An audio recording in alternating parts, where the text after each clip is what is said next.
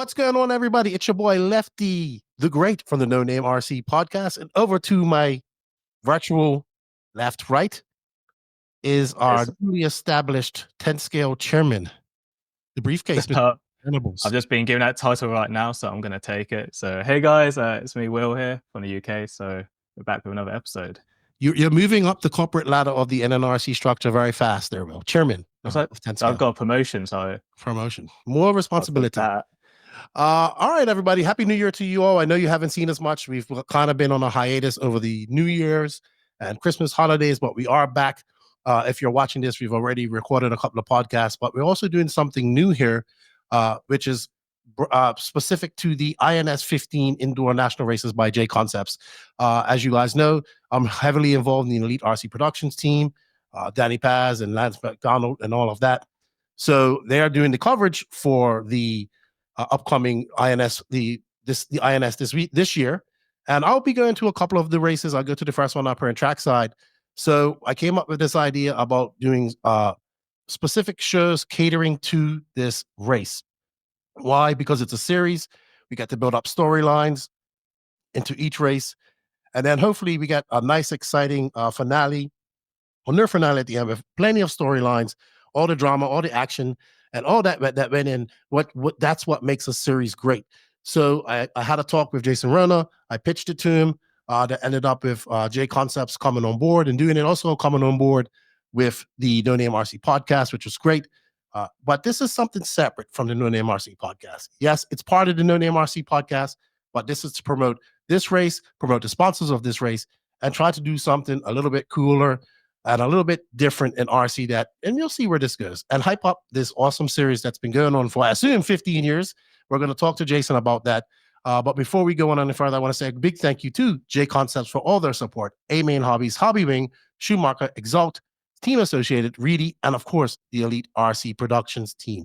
Will, you are the 10 scale chairman. This is your specialty. You are like the one that's really following the INS. I know 10 scale is what you love. Your great vlog that you did from your workshop journey. A lot of people were really curious about the cork surface. We'll have you on the podcast and talk about that more. But maybe you can tell us a little bit to people listening what the INS kind of means to you as a 10 scale fan and first and foremost. Yes. So from what I understand, the INS is, I guess to me, I'm saying it's the Europeans, kind of like a big national racing series in the US. So it's kind of the I guess best way to describe it's like kind of the EOS, but in the States. And they traditionally, I believe it used to be just a dirt only series. So they'll go all over the country and do a few races throughout the season. And now they have, I think then they went through a year where they kind of split it up, where there was they had the dirt sort of the dirt side of it, and then they had a carpet kind of side to it. But it looks like now, I believe in the last year or two, or maybe this season, they've started to combine it now. So they got like some races where it's like just dirt, and they got some races that it's just on carpet. But even in Europe, it's a series that I can see like is getting bigger and bigger, and we see obviously more race coverage about it even over here. And in America, it seems like it's one of probably the only really national series, I guess, that America has. I'm sure Jason will correct me if I'm wrong on that, but it's definitely a race I would absolutely love to go to. But I mean, it looks like a great show that those guys are putting on. It just seems getting bigger and bigger every year with all the top guys going and new stock guys coming up, and obviously loads of classes in between to keep it fun. Yeah, absolutely. Absolutely. I'm looking forward to this as I've now started to geek out more on 10 scale, becoming an avid stock fan. I used to be their biggest critic, and getting to know these guys, the competition level and the mod and the level and mod, especially. But I haven't really experienced 10 scale with the Europeans yet. So that's something I need to get under my belt. You can't see him, but he's here. We've always asked for a producer. We got a guy. We got one. We think this is his first time doing this.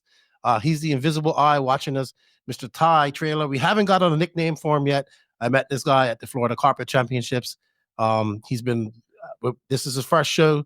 He's gonna be like my Jamie or my Tits from Pope MX. So, what's up, Ty? Say what's up to everybody, because you will hear him pop in from now and then throughout the show. Hey, how's it going? Excited to be here. A little nervous for my first time though. I can hear it in his voice. I can hear it in your voice. You'll be all right, Ty. You'll be all right. He's also an avid 10 scale racer. He's up there in the Pacific Northwest, runs for X-Ray, and good dude. avid RC fan. Thank you for your help, Ty. Thank you for your help. All right, I think we should stop jibber jabbering. Let's get the man himself in here and have a chat with him and get talking on this INS 15 preview race recap. Let's go. Let's get him in. What's up, J-Ro? Hey, how are you? I'm good, man. How you doing? Doing well. Just a day here at work and slipping in this podcast, to the normal day. Are you just back from the Chili Bowl? I did actually not go to the Chili Bowl. Okay. I was scheduled to go with Allison, but we kind of decided let's just stay back. Let's get more work done. Tyler was there. We had a booth there. Tyler Hooks was there representing, was helping us with some photos and coverage. And he also raced and did a great job himself. Yeah, big race, huge race. I watched absolutely none of it. I kind of was busy myself this weekend. As we're recording this, it just happened. I have no idea who won. I know Ryan Styles Harris was there, and some NASCAR guys were racing as well, I believe. I watched quite a bit, and I've been there, I think, 4 times over the course of the last few years. I've been there 4 times, and it is a big show. It's a big event. Not to get too sidetracked here, but I think it is a great event. It does exactly what Scotty wants. It's a sort of the world championship, I guess, of dirt oval racing is what he's been trying to call it. They actually even gave Nathan Dean, who won the overall in the Invitational, it actually said the world champion of dirt oval, which I thought was kind of interesting and neat. But Nathan is a guy that's won the race several times when they didn't have an invite. But he won the overall. Robert Chapman got second, and Tyler Hooks got third in the invite. So, then there's a bunch of classes. It's a whole nother show, a whole nother thing. But 600 entries, I think they had on the main RC Chili Bowl, and they had an event the week before that was 100 entries. That was kind of for a warm up type of an event, but it was really mostly originally for the Traxxas slash modifies or the Mud Boss class. Scotty made almost a special event for those. In the end, they added some other classes to fill it up a little bit more. But I think he's looking to do that 2-week run in the future with more Traxxas dirt oval cars coming out. They announced a late model conversion, so he's looking to kind of make it a 2-week thing, but it focuses on 2 different kind of racer, really. Yeah, awesome. I've tried dirt oval once, and I like it. It's definitely something you need to participate in. I guess if I was really into it, I'd be watching it, but I love anything RC, so definitely want to try it. Will, I know going around in left circles on dirt is not an English thing, so I know you're very silent on that one. Yeah, I guess like saying as a really arrogant British fan, I don't really understand it. Like I spoke to Scotty about it at ETS when I was doing some filming there, and I asked him about it, and then obviously he's done it, and he says there's a lot more to it, which I can see why. But I guess like I'm just saying this from my own thoughts. But I guess because you're all just going in a circle and you're all like really close, maybe the competition's a bit more fun. It's not easy, maybe dude. You guys can, yeah. Like I'm saying this like with no expectation, but I'm sure obviously you two have way more experience than I will on it. The big race. I think Raw should make it a nationals at some point too. All right, but we're here to talk about what we all love, and that's 8 skill. See, look, I'm in 8 skill mode. In 10 skill, pump the brakes. We can talk about 8 skill, but it's not. We can. We're going to probably have to have you on for another chance to talk about that. We're here to talk about the INS 15. I assume this is the 15th iteration of this event. Briefly, how did it start? Like, I'm all about series. So how did it start with the INS?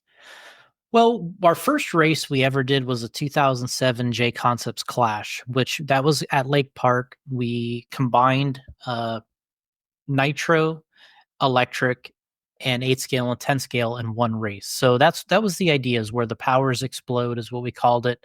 So we did a 2007. We started that event. Then we added some other individual events. We had one called the Rage, JConcepts Rage. We had JConcepts Wave. We had the Northeast Championship at RC Excitement.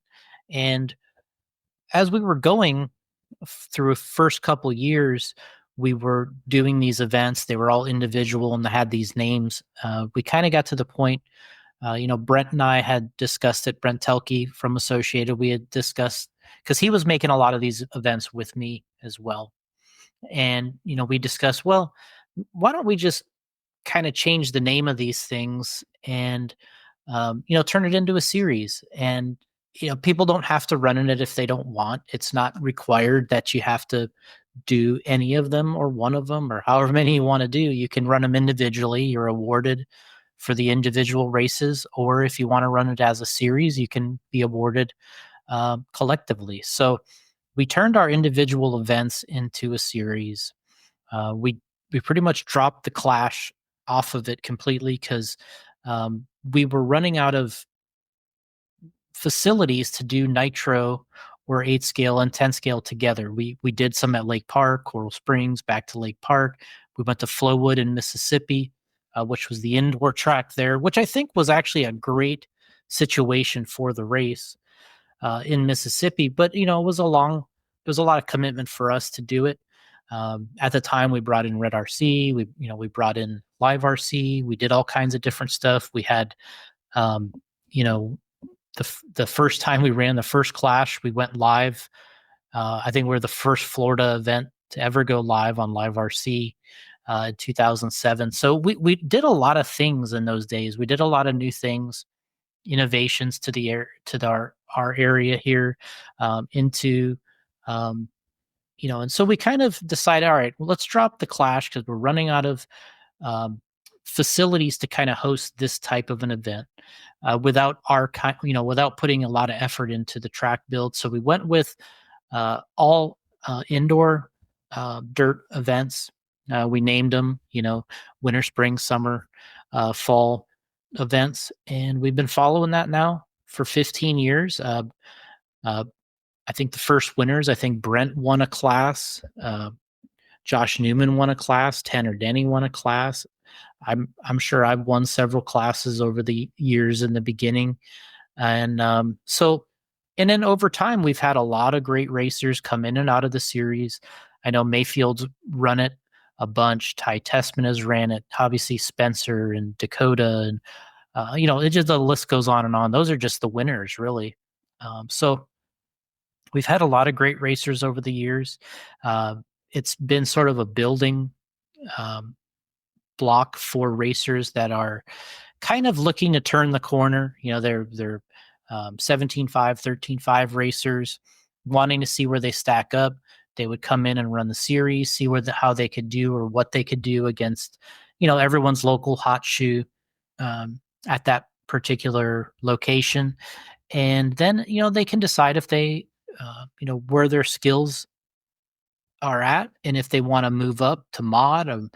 We've had drivers like Spencer start on our series, and I think his first race he ran was 2013. He came with Ryan in Texas. We had a race there at Mike's Hobby Shop, different Mike's Hobby Shop than the one that's there in Houston. This was in Dallas.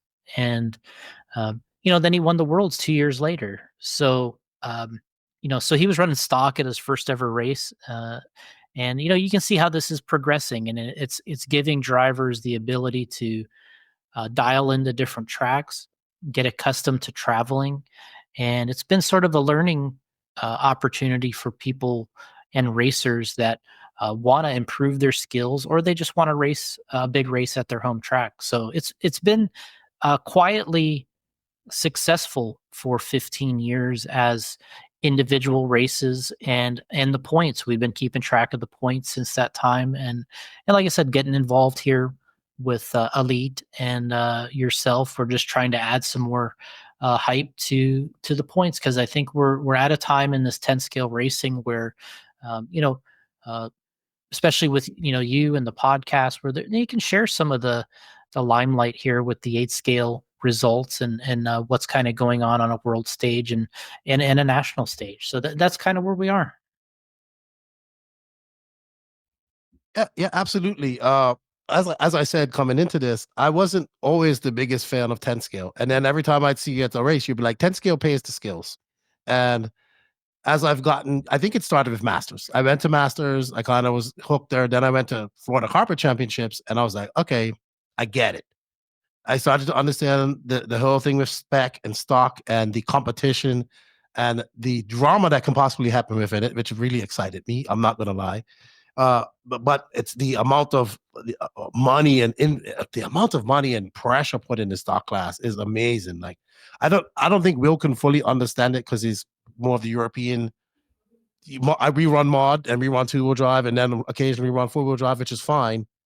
But I love that minor leagues, I want to call it. That's the best way I could describe it. Some people call it 250 class of RC, which is stock, which we don't have in 8 scale because there's actually something mechanically stopping you. Whereas in 8 scale, we have imaginary lines where you're sportsman, intermediate, and whatnot. And then we have big arguments about who should be in that class or not. But with stock, there's an actual physical difference. But I've also learned to look at stock as a individual class, just like e-buggy would be, truggy would be, or now e-truggy in the 8 scale world, or nitro buggy. I no longer, yes, it's a stepping stone, right? Yes, it should be a stepping stone to get to mod. If a professional RC car driver is what you want to be, then yes, mod should be where you're going to be at that point.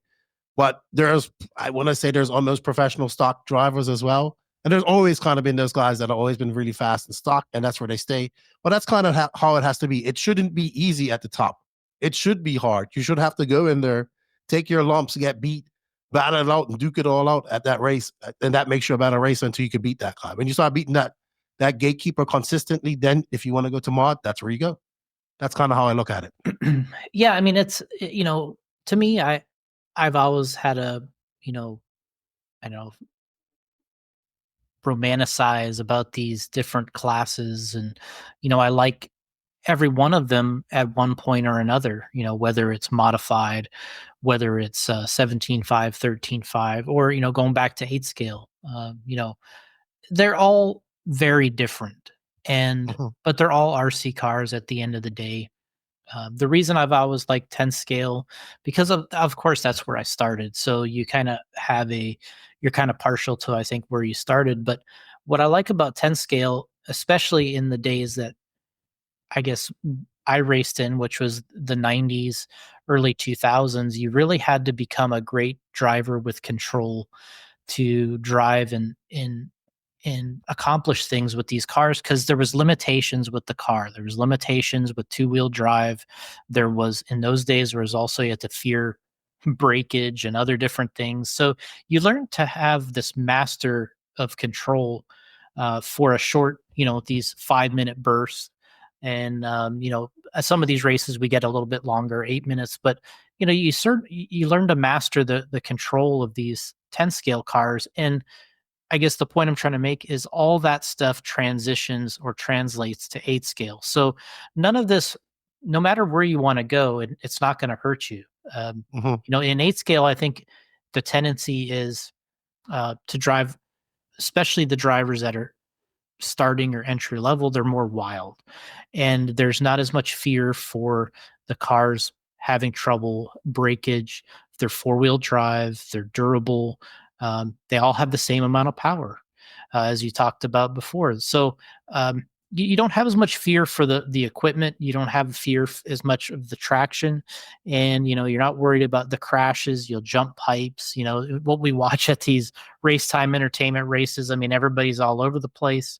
And 10 scale, you have to approach it differently. But if you master 10 scale and you go over to 8 scale, all that stuff transitions, and now you're just a precise 8 scale driver that can start wicking it up a notch. And I think that's where your skills really start to shine. I mean, you think about all these racers that are very good or were good a few years ago and transitioning to now, they're also great 10 scale racers. So it all kind of intertwines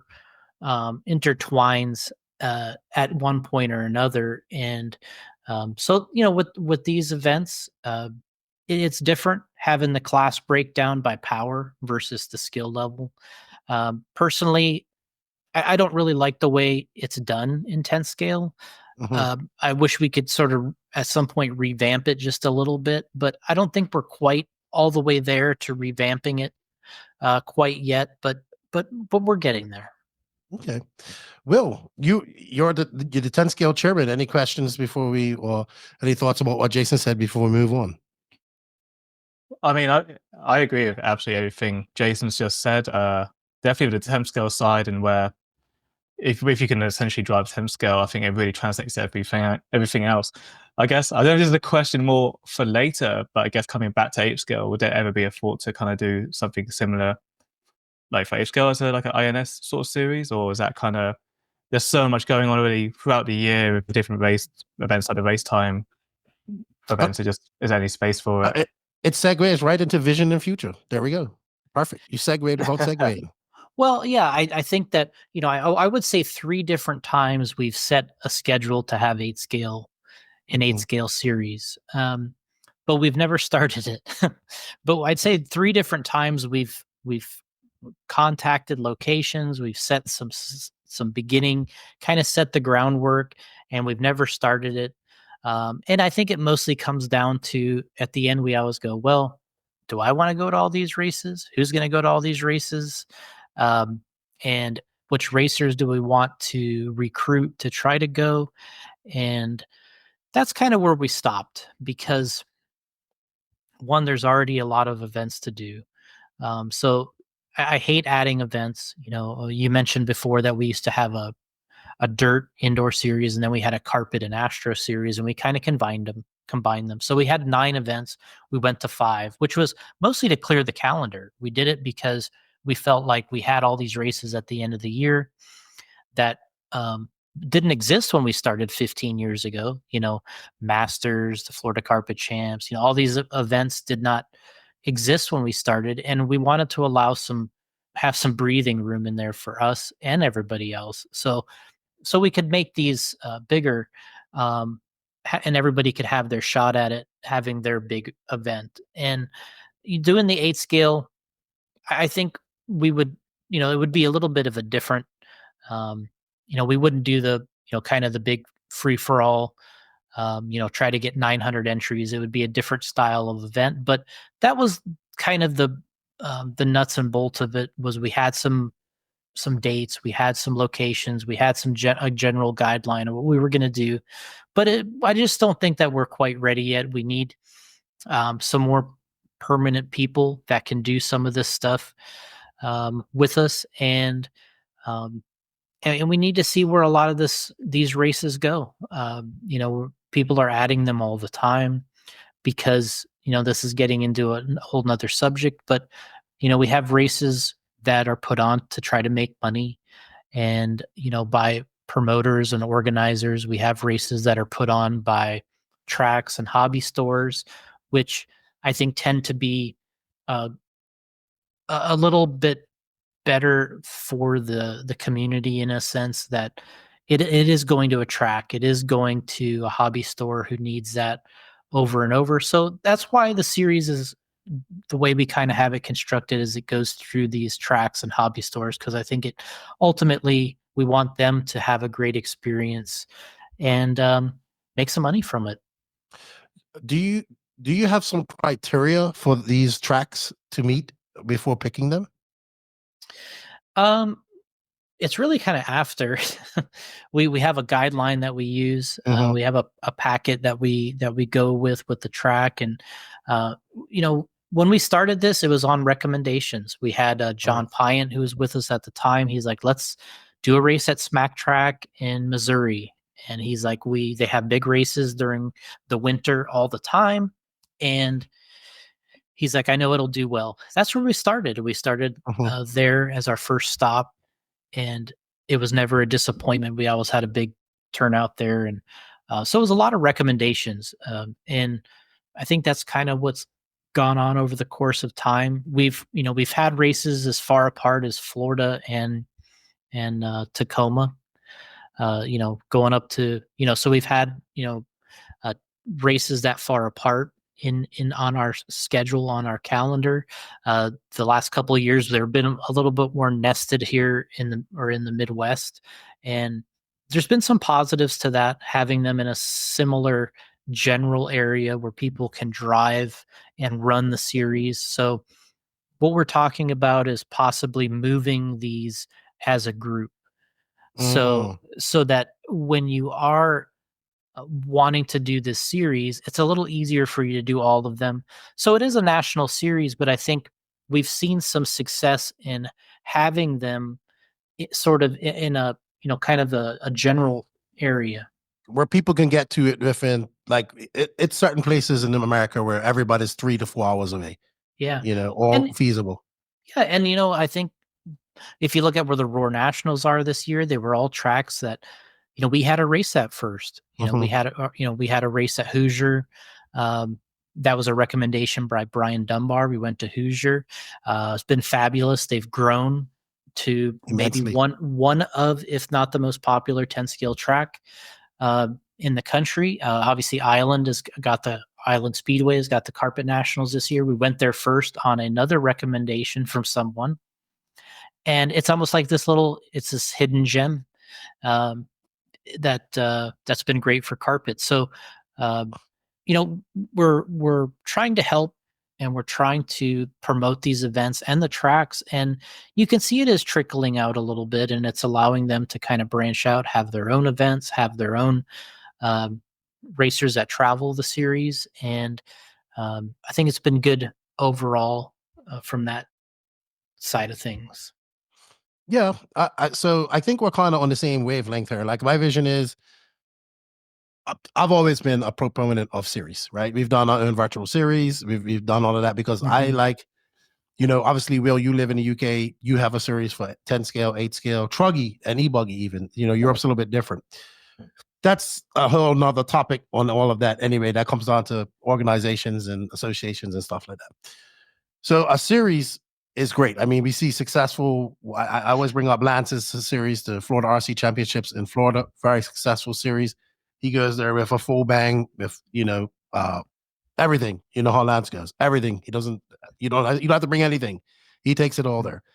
So, and people, what I noticed was that people were really serious about the points there. Like, the average racers were very serious about the points. They took it seriously, and that's what attracted me to it. My vision, I guess, for the INS, and I guess for yours overall, is I don't know how it is because I'm not experienced in it, but my vision would be that, like, everybody is gunning for that. Like, at that final race, we see everybody that can make it to that race makes it to that race, and everybody in mod, and that can be either in mod and that can be either in stock, and then just lots of storylines going into it, because that's what makes things exciting, right? That's why we follow sports, we follow motorsports and all that type of stuff. Yes, one-off races are great. Don't get me wrong. I love world championships. I love Roar Nationals and European championships.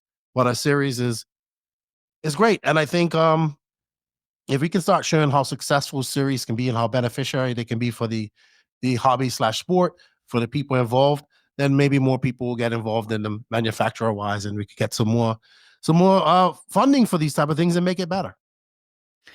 Yeah, I mean, when I started racing, the first thing I ever competed in was a club point series, and that right away, I mean, I was probably racing 3 or 4 weeks, and right away you could see that the drivers respond to it because they like a fresh start, and that's what a point series gives you, is an opportunity for a fresh start. And it always seems that everybody does the math in their benefit the entire series, and it's always like, well, if I TQ and win the last race, I can do this. And so I think the series gives racers hope. It gives them something to follow, and it also gives them second chances when you have drops and things like that. So there's all these scenarios that you can play out as a racer, and I think that that's what really adds a lot of fun to people doing those things. Is there's always that element of, what if this happens, what if that happens, and then somehow it moves them in contention for a win or something like that. And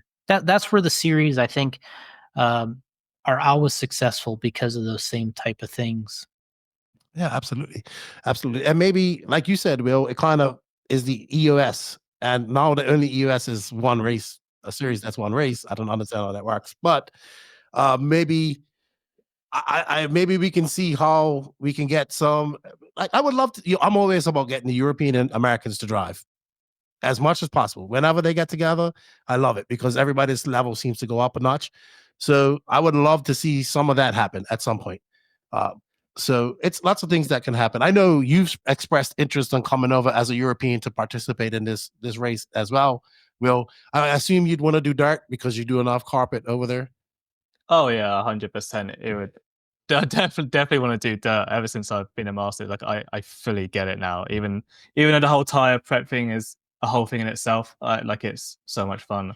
But I kind of had a kind of into linking the European stuff. I guess Jason. I guess now you have a few European drivers like Michael. Like, was there an opportunity to maybe bring someone like him to the US to maybe, or at least for the carpet style races? We have had some European racers. We had some Japanese racers come in and run the INS a few times because it was convenient.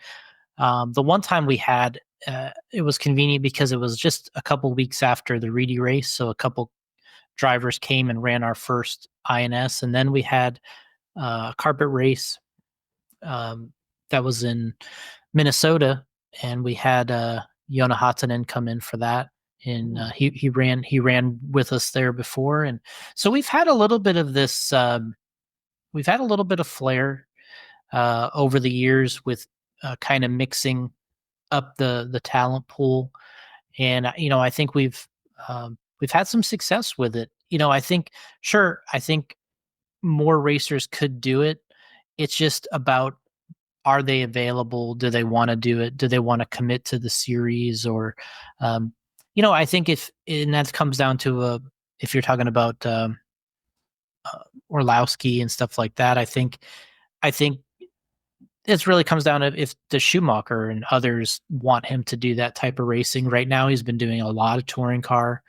He's been having a lot of success with that. But, at some point, he's going to have to make the switch this year, get back into sort of off-road mode because we got a Worlds. And I think that, we'll see is, maybe some racers going to want to come over just to kind of keep their skills sharp, and maybe do a couple races like that and just kind of stay active. Yeah, get some dirt practice. Cool. I always hesitate a little bit. We try to, because the more of these great drivers that you add to the mix, the competition level goes up. Like Lefty's saying, he loves that peak out of where everybody is pushing hard. But it's been my experience, the more that you add, the drama level also goes up, which is good for Lefty. But from my perspective, it gets harder because drivers start fighting with each other when the stakes get higher. And so we have to be there for 3 days. We have these qualifiers, you have the triple main events, and not everybody can win and not everybody's happy about that. So we have some personality clashes at these events from time to time. And the more of these drivers you add, there's the potential for that kind of blow up is there. So we try to balance. We try to have a good time. We try to get in and out of these events. We try not to make them too long. We're talking, with Lance and everybody about the schedule, trying to keep everybody from going in too early. We want the practice to be just a little bit shorter for guys that, for the racers and the teams that, don't want to fly on Tuesday. You fly, Wednesday or Thursday is what we're trying to arrive at. But yeah, the more of these racers that you add, that competition level, and then ultimately that potential for a blow up gets bigger and bigger. And so I don't, because we've had that, and Lefty would be loving some of these races we've had in the past, with Mayfield and Spencer and Brock Champlin, and all these guys have had their fair share of run-ins with different things, and today would be really, really big news in this in this situation. We were doing this podcast. We'd be talking the stuff that has happened in the past. We'd be talking about it. We would be talking about it because it was really big stuff. But so it's been my experience that you add a lot of these drivers to it. It's great because you get some serious star power. But then the egos, and then there's some clashing that starts to happen, and then you have to be prepared to make rulings one way or another. You got to be prepared to separate these drivers. We've had Spencer and Brock mounting their tires together before.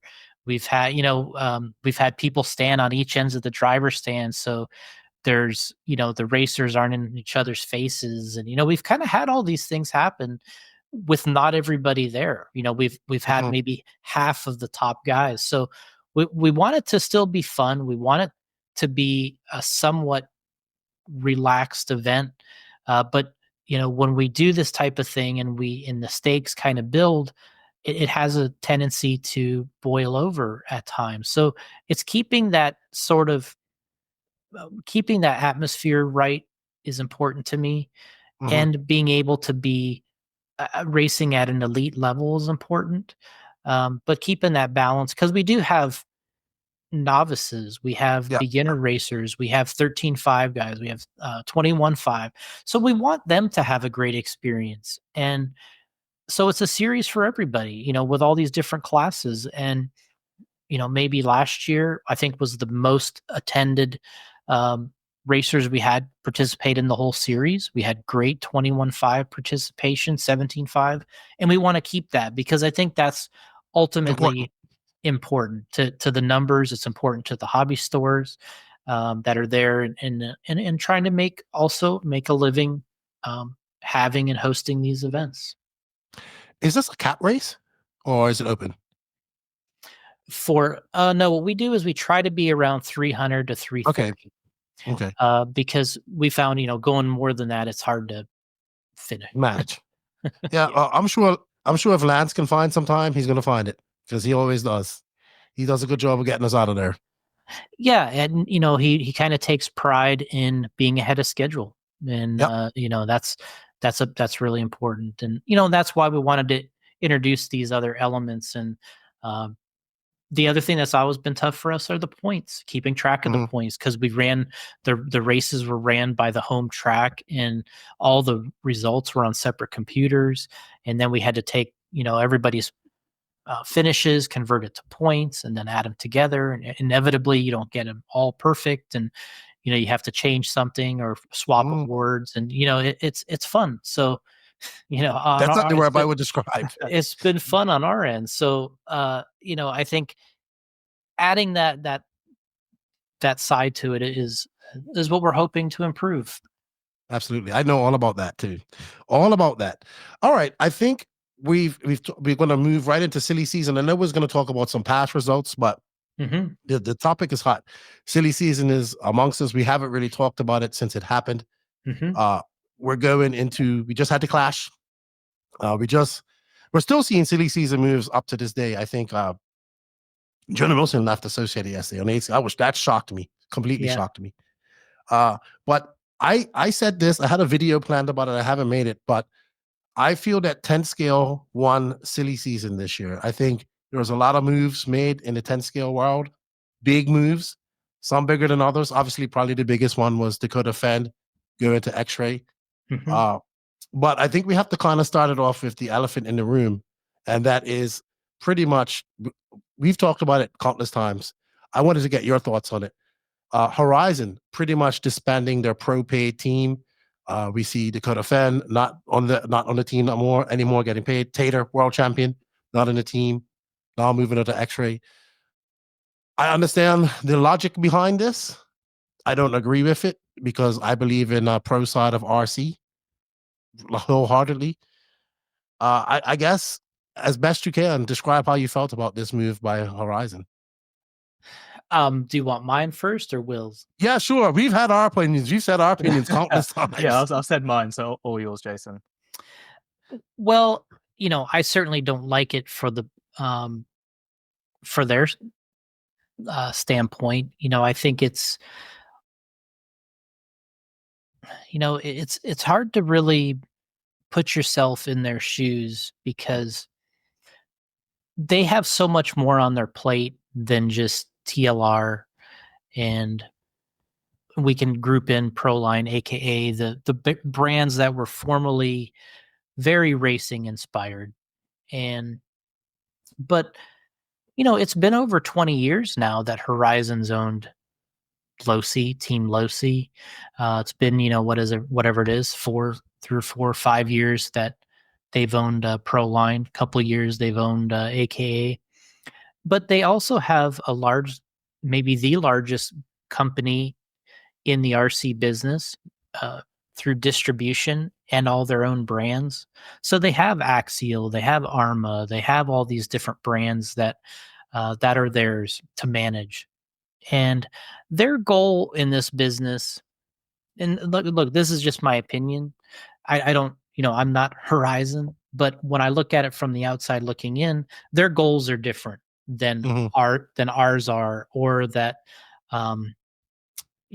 take any of these, Mugen or Techno or whoever you want to fill in the blanks. Their goals are different, and their goals are to beat and be bigger than Traxxas. They want to be in RC surface category. Their competition, the way they look at it, is it's not on the track. It's not Dakotah winning races. Their competition is who are the other manufacturers selling more or as many vehicles as them in RC surface competition, or bashing, or entry level vehicles. That is their competition. They don't go to the internet as a group or collectively and say, "Oh, who won last week?" That was, did we win?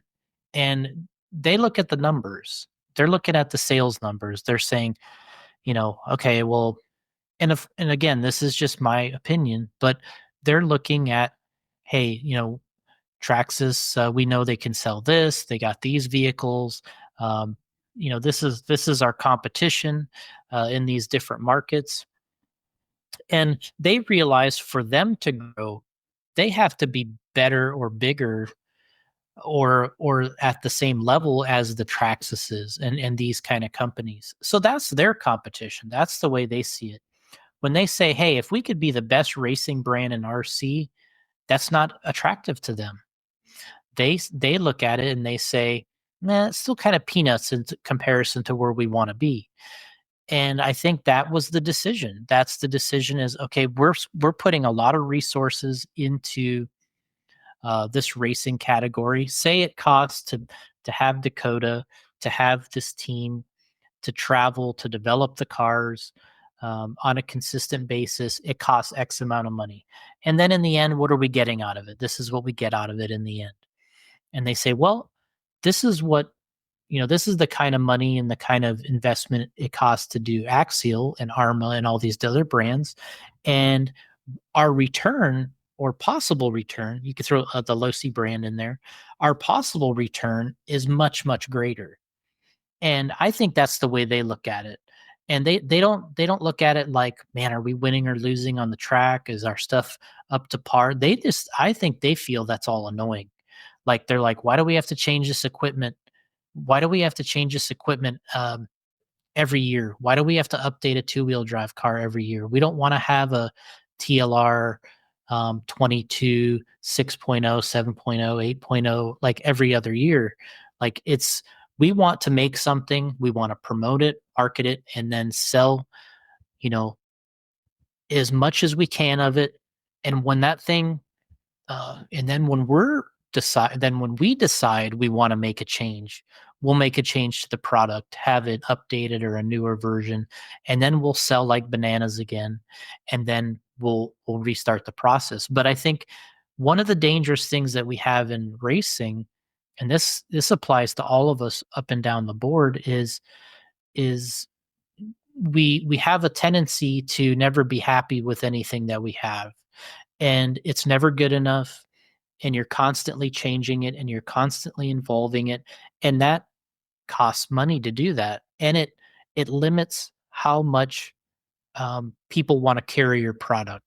hobby store or whatever, you don't want to carry. Say you get into one of these generations of these vehicles, say you're late, just say for instance you're the B7, and you get, if you're a store or whatever, you get late, you're late in the development cycle, you buy these cars, you buy all the parts, and then there's a B8 in 2 months, and then all your stuff that you just bought is no good. And that's the genius behind Traxxas. The genius with them is they have these vehicles, their parts kind of tied together between these platforms. We all joke as racers that, hey, when I was racing in the 90s, the items they use on the Traxxas cars were part of their cars in the 90s. They're still using them on the Slash. Sure, they've over the last couple of years they've made changes, but that's how they make money. They make money by doing this stuff once, reusing it, recycling it through the product line. You throw a new body, a new look on it, and you continue to sell it and make more money. And that's where the business of RC is different from the racing side of RC. And the racing side of RC, you're just constantly throwing money at it. It's just all the time because it's never good enough. You're always like, oh, we need to change this, we need to change that. The racers are never happy. They always blame their performance on the equipment, and it's over and over again. And it's very costly to do that. And I think that's what Horizon sees as a process that is just so costly that unless that's the only thing that you do, it's hard to stay on top of it, and it's hard to make money doing it. A la, a couple of the companies in the business that operate solely on race product, maybe like an X-Ray, they are completely set up to only make these cars once a year. They revise it, they make another batch, they're out, and they're onto a new one, and they only concentrate on that. And I think that's the danger of being in the racing side of things, that everybody has to go through that wants to be a part of this. And sure, it's great, it's fun, the racing and the competition, but it's very costly. And I think that's ultimately what Horizon doesn't like about it. And I don't know if they'll change their mind. They might not change their mind. I think they'll stay. I think they'll probably continue to move further back into those. I agree. The Homer Simpson thing, because they don't see the benefit. They didn't fall in love with it in the 80s like Gil Losi Jr. or me or whoever. It's a business, and that's how they have to run it for them. Do I think it's probably potentially a mistake? I do. I think it's potentially a mistake because there are some things to prove there. There are some things that you could trickle over to your lineup as they have been doing. And I don't think that when you measure some of those costs, at times you completely do them justice, because say you have this 22 platform, well, you converted it to a mini, you converted it to a micro, so there are some offshoots of your race product that provide you that initial platform. So I think that it might be a mistake to some extent if you don't still utilize it in a certain way. But I'm disappointed because I think that rivalry, the associated Losi rivalry, is very legendary in RC, and we really aren't going to have it anymore. And that's and really all they did is, right now, Horizon essentially handed X-Ray or Schumacher number 2 in the business in the USA. Pretty much. They just said, hey, here it is. We don't like it. You can have it. And they just pretty much. I said this. I said that AE won the war overall. They won the whole war because they outlasted them. But then they won the war just to fight off another opponent, because X-Ray is like on it right now. And I saw that at the Carpet Championships, and then I saw pictures from the Clash. So they're in 8 scale yet in USA, but in 10 scale, I was like, okay, so there goes TLR. Here comes X-Ray and Schumacher. I would say third now, and I would be very surprised if Mugen should be really trying to get their 4-wheel drive platform going, because they could possibly get into that 4th spot, which I'm sorry, it's going to be abandoned by TLR. I mean, Hunter King's my boy. He's now bumped up to #1 TLR driver. He's good, but and no offense to anybody that drives TLR, but it comes down to this, and I've said it before. You've had Dakotah Phend or Taylor Sontag win you guys races, and other drivers win you races for many, many years. But now you're about to see how it feels to be a brand that doesn't have a top racer that can win races anymore. And it's not the best feeling in the world. How do I know? Because I've done it before, right? And I just feel I understand everything that you just said about it. I get it 100%. 100%. But it doesn't mean I agree with it. I thought I think the RPP program's great. I think Hook It program's great. How they explain it to me, I think they have some really good things.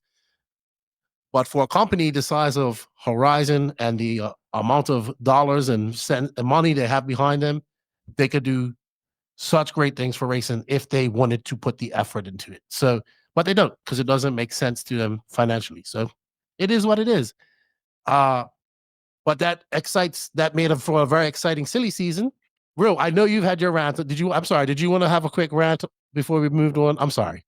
Well, I mean, I basically said everything in the last episode, but I mean, I definitely agree with Jason and what he says, and like that all, of course, I guess from the numbers side, I guess with the world how it is now, I guess you could argue maybe it's tighter. But the thing that kind of, I guess, frustrates me a little bit is sometimes the race, especially a company like Horizon, when they have like the hobby and the race, the hobby and the basher side of products like Axial and Armor and just like the low-C stuff, was like I guess the race stuff could kind of be seen almost as don't say a marketing channel, but like when I got into racing, well, when I got into RC in general, like I got into it just by seeing racing videos and stuff, and I saw, oh, Horizon, they have like a ready-to-run brand, so maybe that's like a segue for me to get into racing, and then eventually, obviously, I had a few of their cars, and eventually I finally got into one of their race cars. So it was kind of like the building blocks into getting racing, and I feel like they've lost that, and I think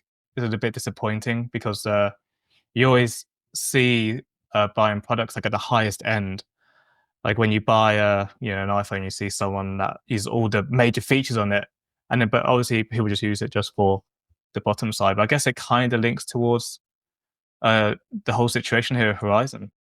I don't really have much more to say about Horizon. We're going to move on from that. We're going to talk about what's happening now with the present, and that's Dakotah Phend. The biggest move of X-Ray besides Coelho leaving. I got to see him in person this past weekend. Well, a weekend ago at SIC. He seems confident. He looked confident at the Clash. We always said, what's going to happen when this guy gets on a car with a team that really, in the latest years that wants to go racing. I had a whole video planned about how Dakotah, if he would have won four-wheel drive at the Clash, you'd have dropped. If he'd have done that, I had a whole video plan on how the whole RC world has just been put on notice that Dakotah Phend is about to kick ass and take names. But he looks great out there. I guess we got to talk about that. One really thing quickly. I was going to say is, as a racer, Spencer Rivkin came in there and he kind of put a nice little block on that weekend as Dakotah was ruling. He had that race. He had the chatter going. He had the whole thing going. He had, you planning a specific podcast, and Spencer came in and ruined all those plans. He did. He that's kind of hats off to him because he did his job. He's like, you know what? I'm hearing all the hype too. I'm seeing it all, and I'm going to go in and I'm going to have a good ending to this race and show that I'm still here. We're still around and we're doing well. And from a conversational and from a drama perspective, or for this podcast type of stuff, it was a great ability that he showed there to kind of rise to the occasion, got one done, and kind of I'm not going to say he rained on the parade a little bit, but he did kind of rain on the parade a little bit. And it was good that Associated had somebody that could do that, because otherwise you would feel like it was falling in a little bit on you if you're a big fan, right? If you're a big fan of one brand over another, you're like, he kind of saved the day for you. And I guess that's why somebody like that at that level gets paid, because they're able to do that. And it changed sort of the complexity and how the weekend was kind of going. I 100% agree. I had it in my notes. Because Rivkin was on the back foot. He was on the back foot on qualifying. He didn't qualify as he wanted. Like you said, all the hype was around Dakotah. And I'm going to tell you, Will, when I was at Carpet Championships and I saw the amount of X-ray cars there, I was dumbfounded. I was like, wow. Like, there were so many guys driving there. I was like, they're rivaling Associated. And from what I heard, the clash was very similar. Like, lots of X-ray drivers. So, like I said, TLR may have gone the way of the dodo, but here's big bad X-ray coming over to say, hey, we're here to race. But I wanted to talk. What was your thoughts on Phend and this transition to X-ray, and what do you think it's going to be for him like in the future? You want mine or yeah, Will's? you? Well, my experience has been when you hand one of these guys that are at this level a different car, there's not a big adjustment period. They usually hit the ground running and they pick up right where they left off, essentially, if not better. Then my experience with Ryan, Dakotah, any of these really, really top guys that switch brands, you can see why they're one of the top guys right away. It's, I say it all the time. It's like, okay, so Mayfield won with the Associated, the Losi, the Mugen, and the Techno. There's one common denominator here, right? And so when I saw Dakotah, he didn't look uncomfortable. He didn't look like he was not used to working on the cars. He inherited or picked up a great pit guy, right-hand man, and Paul Ciccarello, which I'm going to kind of say that's one of the biggest wins for him, is he's getting another person that is very dedicated to RC, has spent the majority of his life doing it also, and wants to prove that he can help somebody get to the top. And that might be one of the hidden, the best hidden things about this deal for Dakotah, is he's picking up somebody that can help him in some of these ways that a Barry Baker did, or Kevin Gahan before, a couple team managers ago, and that type of thing. So I think that it's just been my experience that these guys, you pick up a car, they're experts at driving, they're experts at racing, and once they get a couple things under their belt and that confidence starts growing, that's when you start to see the good results. And they start off on fire, but then I think what happens is if your sponsors, say it's an X-ray, they really start believing in you. They're like, wow, this guy is the real deal. Then they start investing more time in you, more, research and development on different things. And maybe this is what gets a driver like a Dakotah over the top in terms of having a company that's willing to kind of go the extra step that maybe he didn't have before. That's not to say that TLR didn't. He had new parts, new cars. I mean, he had it all. But in this situation, you really have to capitalize, strike when the iron's hot. And if the racer's hot, he's at the right age point for this, and you're an X-ray, you got to throw everything at him that you can. And maybe that's the benefit that's going to happen here is it's their time to try to capture that number 2 position in the USA, at least in terms of sales behind Associated. And can they give that number 1 a run, which is the Associated? And where does Schumacher fit in? Because one of the downsides is they lost Tom Rinnernick, who, in my opinion, was doing a great job promoting the X-Ray brand. I think he's responsible for a ton of these cars we're seeing at the Clash of Champions, at the carpet race. I know when I go to Omaha, there was a ton of X-Ray cars there too. His influence was massive. So he was a guy that could get it done on the track. Albeit Dakotah has all the stats. He has these big wins. But Tom was getting a good job done on the track, and he was getting a good job done in the pits and influencing people. So they did lose that. They gained gained Dakotah, but they lost. They lost Tom, and Tom went to Schumacher and just won his first race with the Schumacher. Did had he? a race in Missouri. They had a race there. He was racing, Chase Lemieux and the other guys that have made a couple moves. And so he got his first win with the Schumacher. So we'll see if his confidence can grow a little bit and start having that influence with the Schumacher. He had a very good FCC. Very good FCC. Yeah. Tom. I like Tom a lot. Very nice. I kind of felt this. Sorry, Phil. I kind of felt the same way when I saw him leave X-Ray. I knew it was going to happen. And I felt kind of like he's been there since kind of Ty left. And it's been kind of him and Chase kind of represented the brand. Bill, real quick, your thoughts on Phend going over to X-Ray? You're a little bit more familiar with X-Ray because you see it quite more often over there in Europe. It's a big brand over there. You also picked up Lee Martin for X-Ray this year over there as well too. So X-Ray making a push on both continents.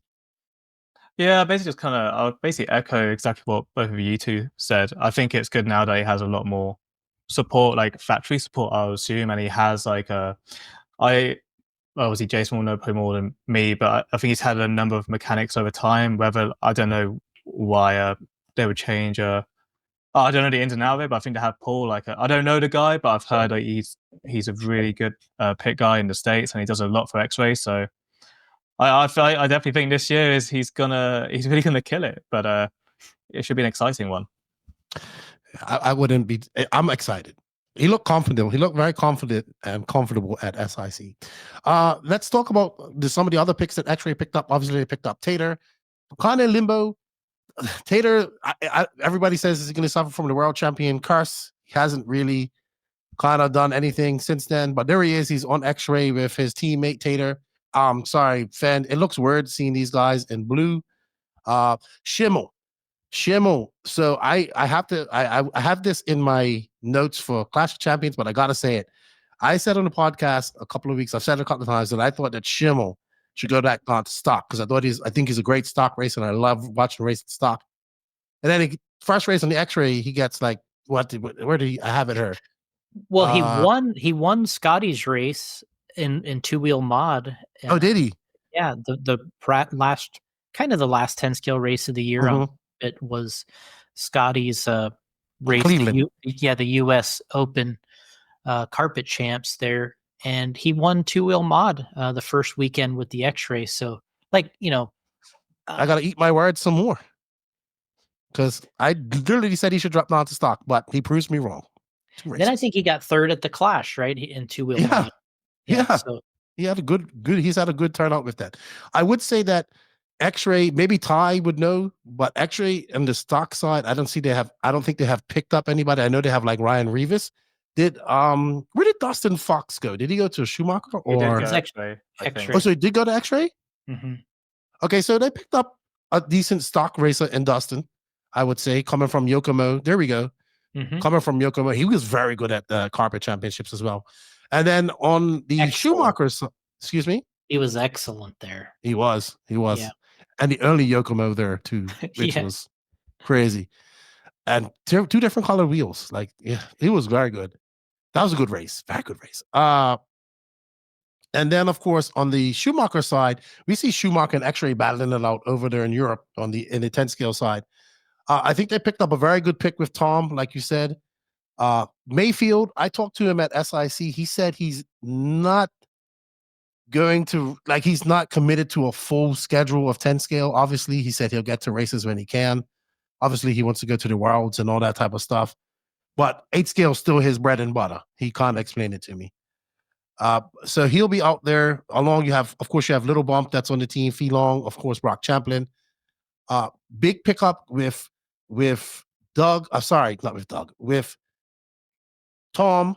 And then they got Nate Sutherland, but I truly, so what they tell me, because he ran mod at the Clash, is that they're letting him run mod to get ready for the Worlds. But I really think that Nate should run one more year of stock and like absolutely dominate it because he can. I think like he's one of those guys. I don't know how old he is, but I've watched him. He seems like to have the potential to have a great transition into the mod class at some point. But I think his value is in the stock class for Schumacher, in my opinion. Yeah, well, So the other thing that he showed is how great, he was running the TLR cars all the way up through 2024, and he was dominating with the TLR cars. He was running on a completely different program. Really, he was running TLR Pro Line. He was running different electronics, and now he's like on a totally new program and really trying to um, relearn 3 or 4 things, just not the car. He's trying to yeah, exactly. learn, and he's jumping into mod. So you can tell I think at the moment he's probably needs to slow down a little bit, get his test practice days in, and because he's more than capable of running good, dominating stock, and running really well in mod. I agree with you, but you have to deal. I think one of the big things is when you come from dominating and you you constantly get beat, which is going to happen. You're going to get beat so you can get better. And I think, like you said, with him learning all these new things and having a new chassis under, and he drove TLR for quite a long time. I just see his value right now immediately would have been in his stock class for Schumacher, in my opinion. That's my thoughts on it. That's what I think about it. And I forgot. Also, X-Ray picked up Tylen Henley, who's a very good stock driver as well. Yeah, and won the Clash of Champions. And dabbled up into some mod racing, and he's still young, so he's got potential. And they picked up CFT, who I thought was a good, solid pick for them. I know Cole Tollard, his career is kind of real life sickness, and probably realizing that I'm not really going to be able to make it as a pro RC driver to an extent to live the life that I want.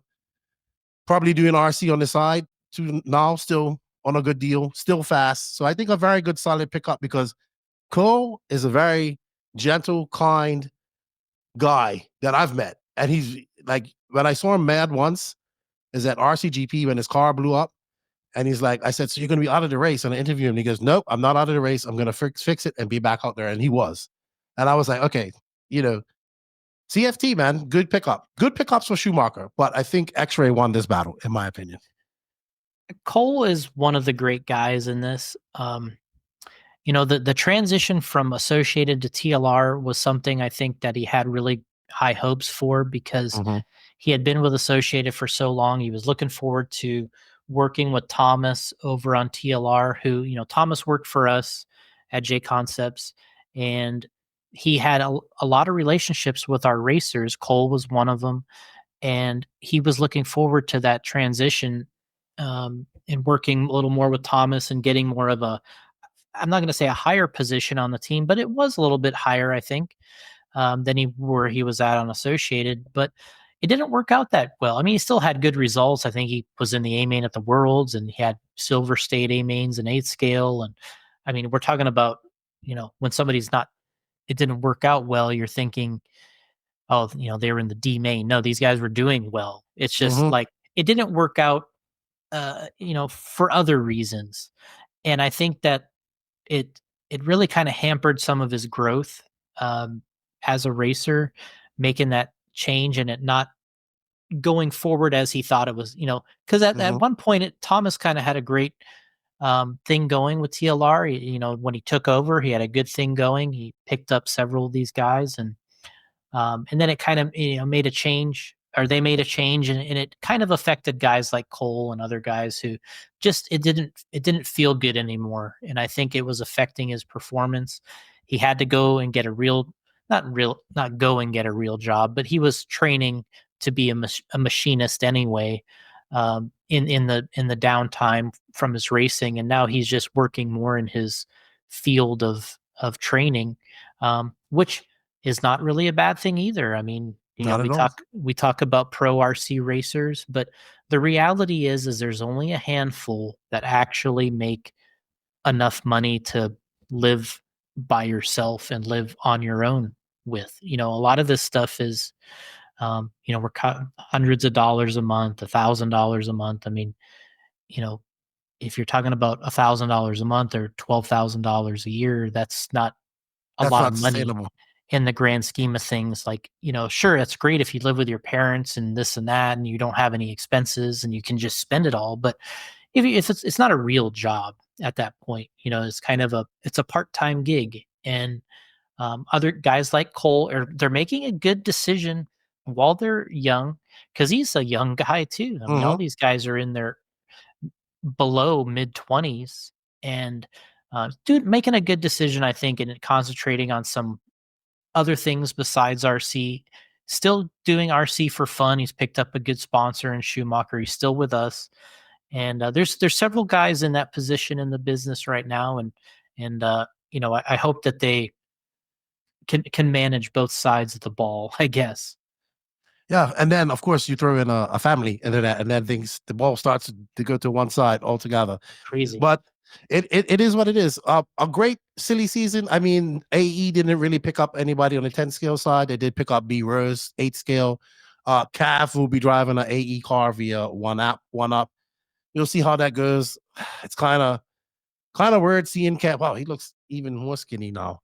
But He's a I hate great that. looking, he's a great looking guy now compared to when he was a kid and got the nickname Pudge. He looks like a superstar, and when Yeah, he he got the does. nickname Pudge, it's because he ate at McDonald's every day and he was really Pudge, right? Like that was Yeah. his name. And yeah, I mean, he's transitioned his appearance and look over the years. I mean, it hasn't just been the last couple of years, it's been a long Yeah. time now, but obviously fantastic racer, having to jump around here. Mm-hmm. He's 38 years old. He's jumping around trying to find that home that can keep paying him, right? That's what. Yeah, I mean, it's unfortunate. I mean, multi-time world champion, multi-time Reedy champion, 31 time national champion. But unfortunately, RC doesn't have a great retirement plan unless you put in a lot of work prior to it, and racing results aren't good enough no more. But he lives on to race another year with Associated, and I believe he's going to run a Mayako via Invisible Speed, is what I'm told. So I asked JQ, I said, I guess he says he can still drive. We just gotta get him focused and get him tested, and doing stuff like that. So we shall see. I talked to Cav after the FCC, and he was a little bit off, and I probably realized he didn't have a really good FCC, right? So I probably realized maybe he got the news he was not going to be at Schumacher next year or something at that time, and he was just a little, he was a little bit off. But I'm a Cav fan, always have been. He's done great things in RC, and I can appreciate for that. I mean, he finished 5th at the Nationals last year. And the worlds. And the world, yeah, like, I mean, he can still do things. It's just life, right? 2 kids, trying to make money, trying to survive, all that type of stuff. And these young guys are fast. Number one, the young guys are extremely fast and they make it tough on you. But I would say another difficult part is for a racer like Cavallari and Jared Tebow. Man, ever since I've known them, all they've done is win. And I mean, I know Cavallari when he was 11, 12, 13 years old, Jared 12, 13 years old. The moment I met those guys, they were already winners, like on the track. Jared was an immediate winner. He was amazing as a young driver. 12, 13 years old. These guys were phenomenal racers. And all they've ever really done is win. And, Cavallari could get out of bed in 2005 and win 3 classes at the Nationals. Like it was just like nothing, TQ, he would do, 2 round TQs, 2 A mains done. So one sewn up onto the next one, that was the kind of ability and speed that he had in those days. And he still has great ability. You watch him drive. That's very precise but it's just tougher and you got to be dedicated. It's not only the raw talent, as you got to be dedicated and you got to know your equipment. And a la Adam Drake, stays in the game because he's very dedicated. He's always out there and he kind of knows what buttons to push. And that's where you have to get to I think in that generation. And I think the press release was worded nice for Ryan. He's got some friends there with Joe Pillars and Randy. They've always kind of taken care of each other. There's a little triangle there that they kind of take care of each other, and it's kind of continuing. Yeah, interesting stuff. I'm happy to see Cav continuing on racing. I think we're going to move on from silly season, unless Will, you wanted to add something. Had a question for Jason. No, I just it was definitely an interesting move for Cav. I think it's really good to see him back in the Associated. I know I'm biased, of course, but I think he's always had really great success with Associated. So even though he's not direct and he's through one up, I think it will be an interesting year to see how he does with the B7 platforms and the B74 and so on. Very much so. Very much so. All right, we're going to touch on Clash of Champions really quick. Why? Because it's the first big race of the year. It happens right after New Year's. It's held at the Hoosier Hobbyplex up there in Indiana. RC Hoosier, RC Hobbyplex, the Henleys, great family, racing family, Talon Henleys, their son that races. I have stopped there. I stopped on my way up to Indiana. I watched a lot of this racing because silly season was so interesting. Obviously, Phend. Everybody wanted to see everybody in their new chassis. But we did see some great racing. We saw some, I thought was some surprise moves with guys like Doug Leverrier, Nate as well, and Jeff Stackowitz, even though Jeff told me he's going to go up to mod, because I always thought that Stacks was a stock guy. They moved up to the mod class. I didn't see, the only one that did double duty was Talent. So he did some mod and stock racing. But what it's done, with those guys moving up, you still have a plethora of very fast spec racers who are good. Obviously, we have the Raymond twins. I think their twins, the Levi won, and then Chase came third with Henley in the middle and four-wheel drive stock. We saw some battles with Sammy Moran. Obviously, Dustin Fox was there. Kyle Go, Kyle Go's more like a veteran of the stock class now, but I think that's kind of where he belongs. So that looked good. So we have a lot of action brewing there in that stock class with some of these top stock guys. Because let's be real, like guys like Doug, Nate, and I would even say Sammy and those guys, Kyle, have kind of been at the top echelons of stock for quite some time now. So let's see what happens with guys like Doug and Nate as they move up. Stacks, maybe a little bit older than those guys. You know, he's like, I call him like the Dale Earnhardt of RC. Seriously, he just reminds me of Dale Earnhardt. If Dale Earnhardt was an RC car driver, it'd be Jeff Stackowitz or Stackiewicz. That's how he says his name. I was really impressed with his mod driving at the Clash of Champions. He bumped up, I think, in both classes and made the mod main. I want to say that he might have even beat Cavallari in one of the. Really? Was Cavallari? No, I think Cav went there. No, I don't think he was. He beat somebody. Maybe it was Tater. It was Tater. It was Tater. That's who it was. I think it was Tater. And so it shows you what he was capable of. And getting in the A main, sure, he might be a stock racer at heart. He's won several championships there, but I really like the side to him that he bumped up and was competitive, and he got into the main and he was mixing it up in the main with the mod guys. It was really nice to see, and obviously it'd be nice to see others follow suit. Yeah, I mean, that's a good, making that main is a good feat. I would say here we got some video of that main. This is Dakotah Phend. This is the two-wheel drive A2 main. So this is where Phend kind of wrapped it up. I thought Brock was going to challenge him at some point. But oh man, Brock was pushing so hard. He was phenomenal driver. Like, I mean, this Brock is he's definitely every bit as good as Dakotah and Spencer at this point. And there's several guys. It's going to be an absolute war this year between all these guys, and then heading into the Worlds where you really don't have a handle on the track like you do here. It's going to be interesting to see how that plays out. Yeah. Also, Davey Bada having a good run in four-wheel drive too. He came third. He's Bada silently, like the silent assassin. He don't say much. We had him on the podcast. He made us say 20 words.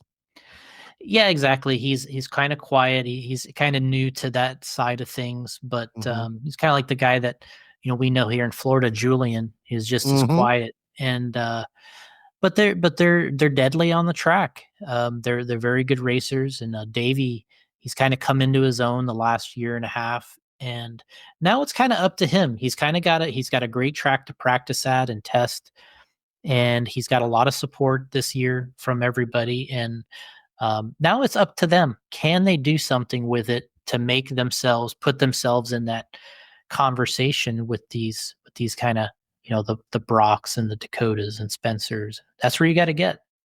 Yeah, absolutely. He's going to have to keep getting this type of results. I'm just looking through the results. Like I said, two of the main things were I was really impressed with the Raymond brothers doing well as they continue. I call them the dyad in the 10 scale world as they continue to get better under the tutelage of the great Matty G, I would Yeah. say. That's good to see. Henley, kind of expect him to do well. This is his home track. He goes home with the winning two-wheel drive. Also, he took home that big paycheck. Well, he didn't take it home. He had to give it back to his parents, if I'm not mistaken. So he didn't get to make that money. But yeah, Fend's debut, and then of course I have to give you, like we did talk about it, Rivkin's ability to come back after being on such the back foot and qualifying and all the hype around him. So that gets me excited for the next couple of races that we're going to have her coming up, leading into the Worlds between these two. And then, of course, once we get to the Worlds, you start throwing in some of the Europeans. It's going to be great. Yeah, he was the associated savior. Spencer kind of turned the tide a little bit, and wasn't such a landslide for Dakotah, and made it a little more interesting. Absolutely, absolutely. Will, anything to add about the Clash before we move quickly onto the Worlds, and then we're going to have a quick preview of the upcoming first race of the INS at Trackside. No, I think we covered it. I think we covered it, to be honest. I'm sorry, Will. I think you're going into like it's 10 o'clock here in the UK, and I'm ready to go bed mode. But that's my fault because we're supposed to start a lot earlier. All right. So Worlds. Will, you're going to be there. Jason, obviously you're going to be there. I really want to be there. It depends if we can get money to get the NNRC to get there. We have a 10 scale world on dirt, outdoors. Probably the last time we're going to see something like this for a long time. We haven't seen this since 2013. China, I think. China, 2017. Yeah. Mm-hmm. So interesting times across the world. It looks like a good track. Rivkin's been there already. The Australians, they ain't bowing down either. So they're not trying to make it easier. Last time we was at a Worlds, we saw two Australians. Last time we had an 8 scale Worlds, sir. We saw two Australians make the final, which was Aaron Stringer. What's his name? Aaron Stringer? And Kyle McBride, obviously. McBride. Yeah. Oh, CJ Jellick also made the geez, some names that I haven't talked about in a while. Get back on track. Get back on track, Lefty. Real quick. Got you excited. Yeah, I know. Your thoughts on this coming up? Long way to travel for everybody. I'm looking forward to it. I think it's something that we need to get back over to Australia and run some 10 scale. As you mentioned, outdoors, it's pretty key to make this a little bit of a different experience. We can see here, we got on the screen, we got the 2-wheel mod A1 when, Spencer was over there running the Australian Nationals.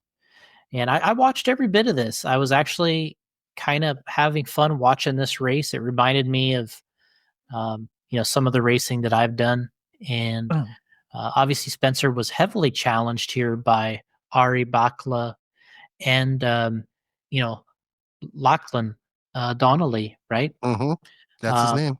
They were extremely good. And, Lachlan actually won 4-wheel drive class. Spencer got second, and then Spencer TQ'd and won 2-wheel. But you can see the challenges of this track is just that it doesn't have the grip that we were just watching, and it's hard to see in the video because everybody makes it look a little better than it really is. But you're running pin style tires here outside, so you got the possibility of rain, which it did rain when they were there.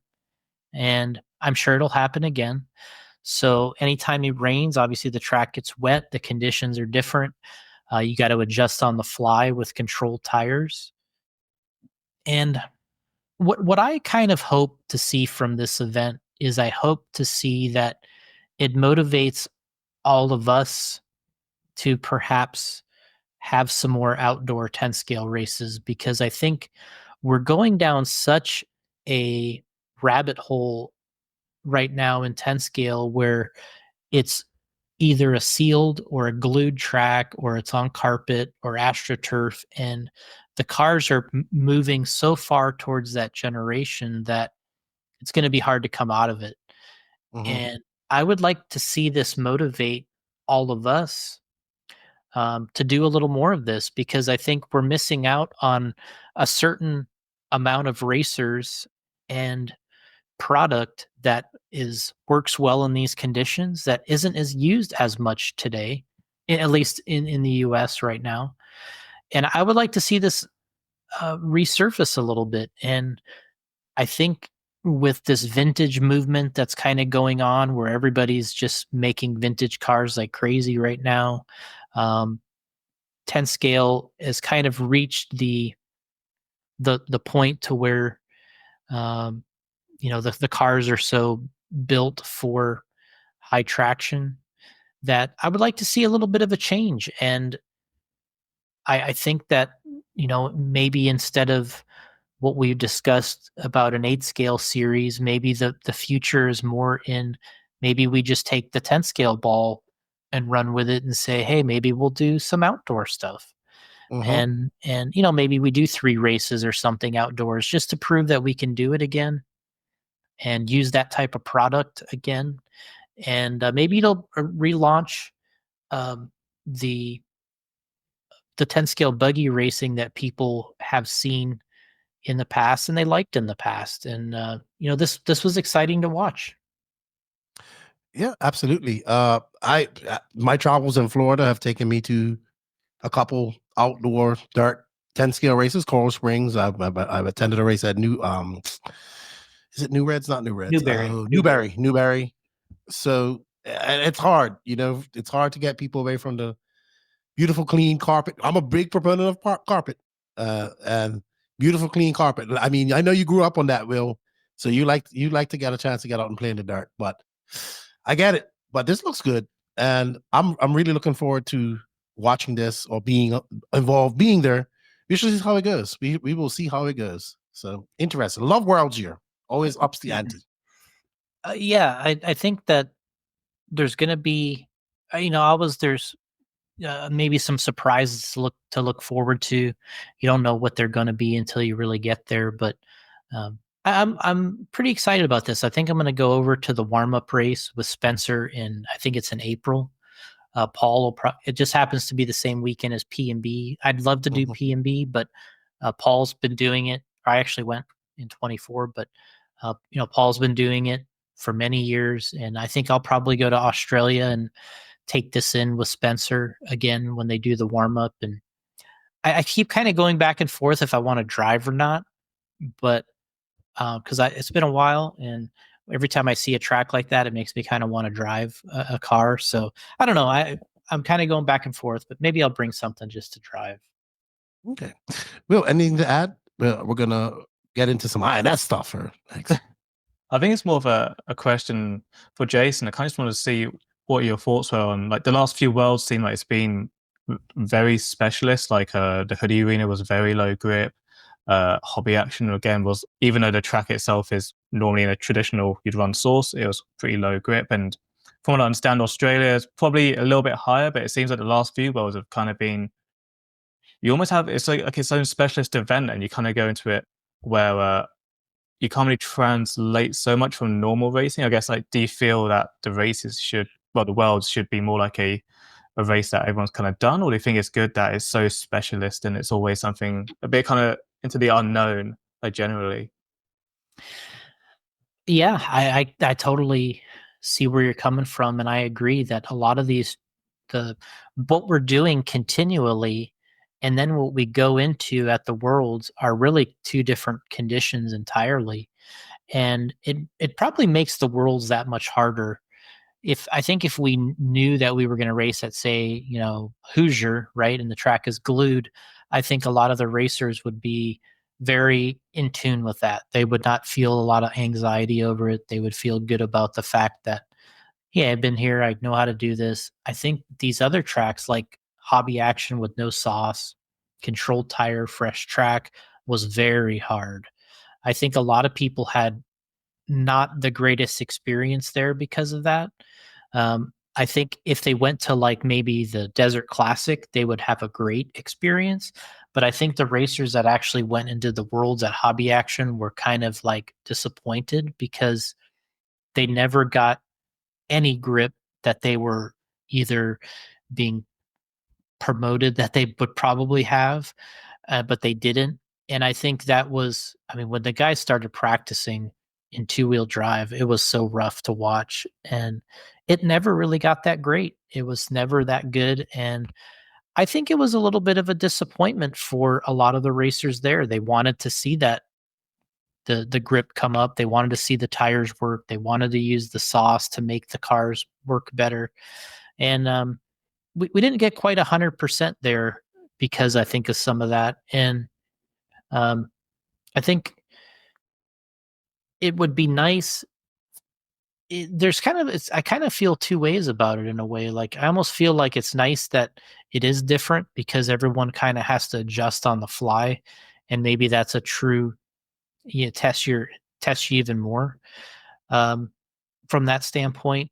But then from the realistic standpoint, it's kind of frustrating to go into something and do it and you don't know what to expect or you don't know what it's going to be like. And I think that's, to me, that was the feeling I got from the racers when I was at that Worlds, that, man, I kind of wish it was more like the Desert Classic, not like this Worlds is. And they were kind of disappointed. And I didn't like the vibe that I got from the racers who were there, that it was kind of like from the middle of the pack down. The guys at the top, of course, they were kind of finding their way. But from the middle of the pack down, I kind of felt like they were all like, man, was this really worth it?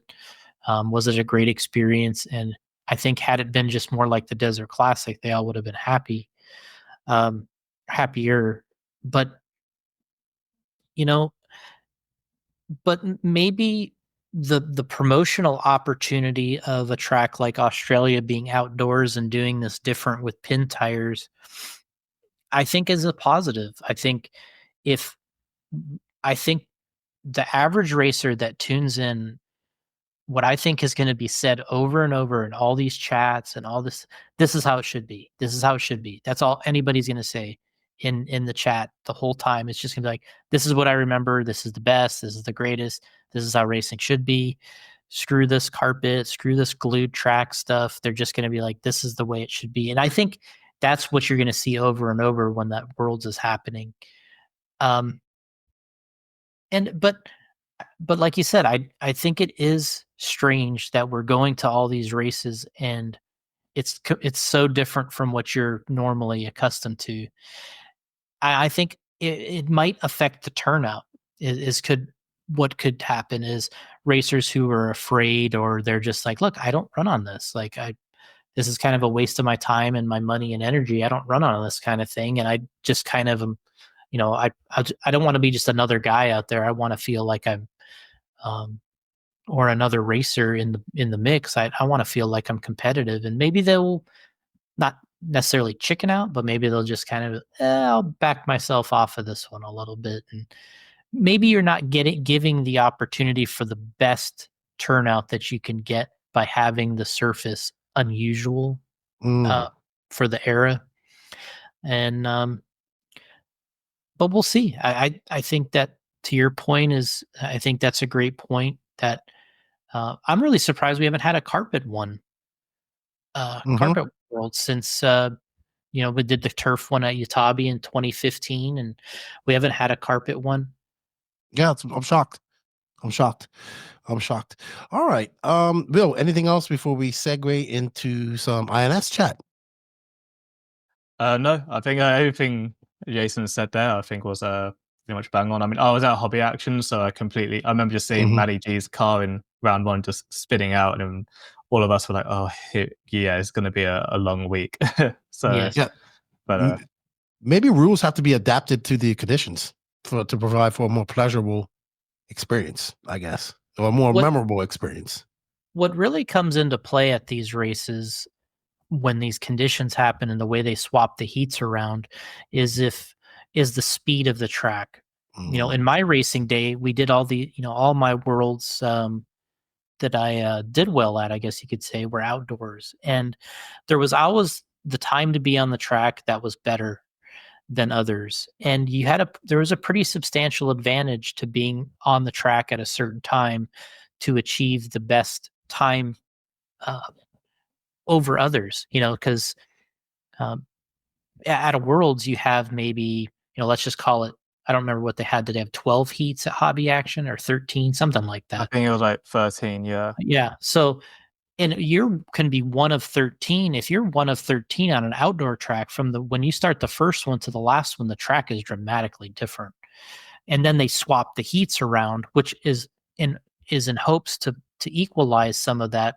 But there's guys that kind of get caught in the middle. There's guys that get caught one way or another. That's sort of what we see at these 10 scale worlds that are really kind of change the results. That's where you get those surprises where someone like, that's really good, but not the favorite, could get a TQ run because they were in a little favorable qualifier. It happened at Hobby Action. It's happened at a lot of other worlds. And I think we're going to see some more of that in Australia because there's going to be times the track is better than others. And that's what we fight outdoors in 10 scale, especially 2-wheel drive, because it is so, the cars are so traction dependent, and you add the smallest percentage of traction to the track and, you're 5 seconds faster than somebody else that's a similar skill level, and that's a world of difference in results. Awesome. It's gonna be interesting. Outdoor racing, whole different element. All right, I think that's a great segue because we're talking about the Worlds, and that's a spec tire, which I'm a great proponent of. But the INS is open tire on all levels now. I think you changed the rule for there was some spec tires at some point in some of the classes, if I'm not mistaken. Yeah, we have. We've kind of dabbled in it over the years. We've ran some spec tires. We went away from it. We started the carpet and turf one. We had spec tires, and then we went away from it. And our turnouts were better without spec tires than they were with tires or with control tires. So, and it was a lot of work for the track to do it. They had the potential to make a little money from the tires because everyone was on the same thing, but it was also a lot of work for them. And we had less racers commit to the race because they couldn't support their sponsors. So they were like, well, I'm not going to come in. And I say at the time, they say they ran for Pro Line. They're like, well, I'm not going to come in and buy a bunch of JConcepts tires just so I can run one race when I could just run my normal stuff. So our turnouts were better when we went to open tire. And I think what it did for us is it made it a true competition in our game. And, it was, so it was not only were you competing with the cars, you're competing with the tires and, like we generally do and in winners and losers and who looked good that weekend and who didn't. And so personally, it's worked out for us to have it as open. I think it's been more inviting to all the manufacturers to come and race. And ultimately what we want is what's good for the track. And if they can get a good turnout and still offer equipment and tire sales for them to go along with it, then it's been successful. Okay.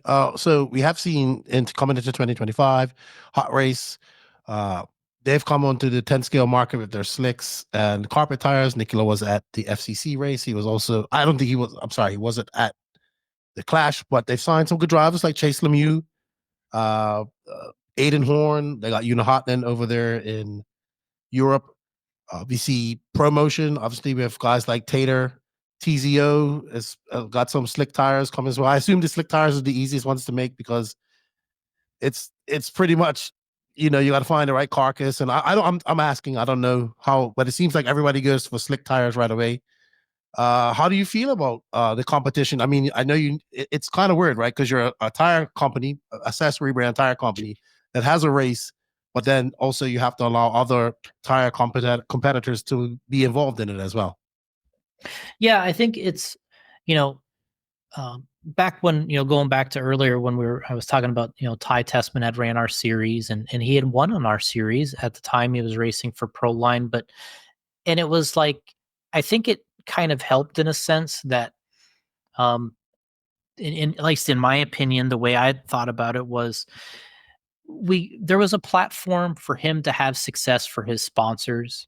Mhm. And the platform was these events and doing these races. And I think that it also showed that if you win or if you show up and you have a great product with great racers and you can do well, it's something that's a marketing tool for you.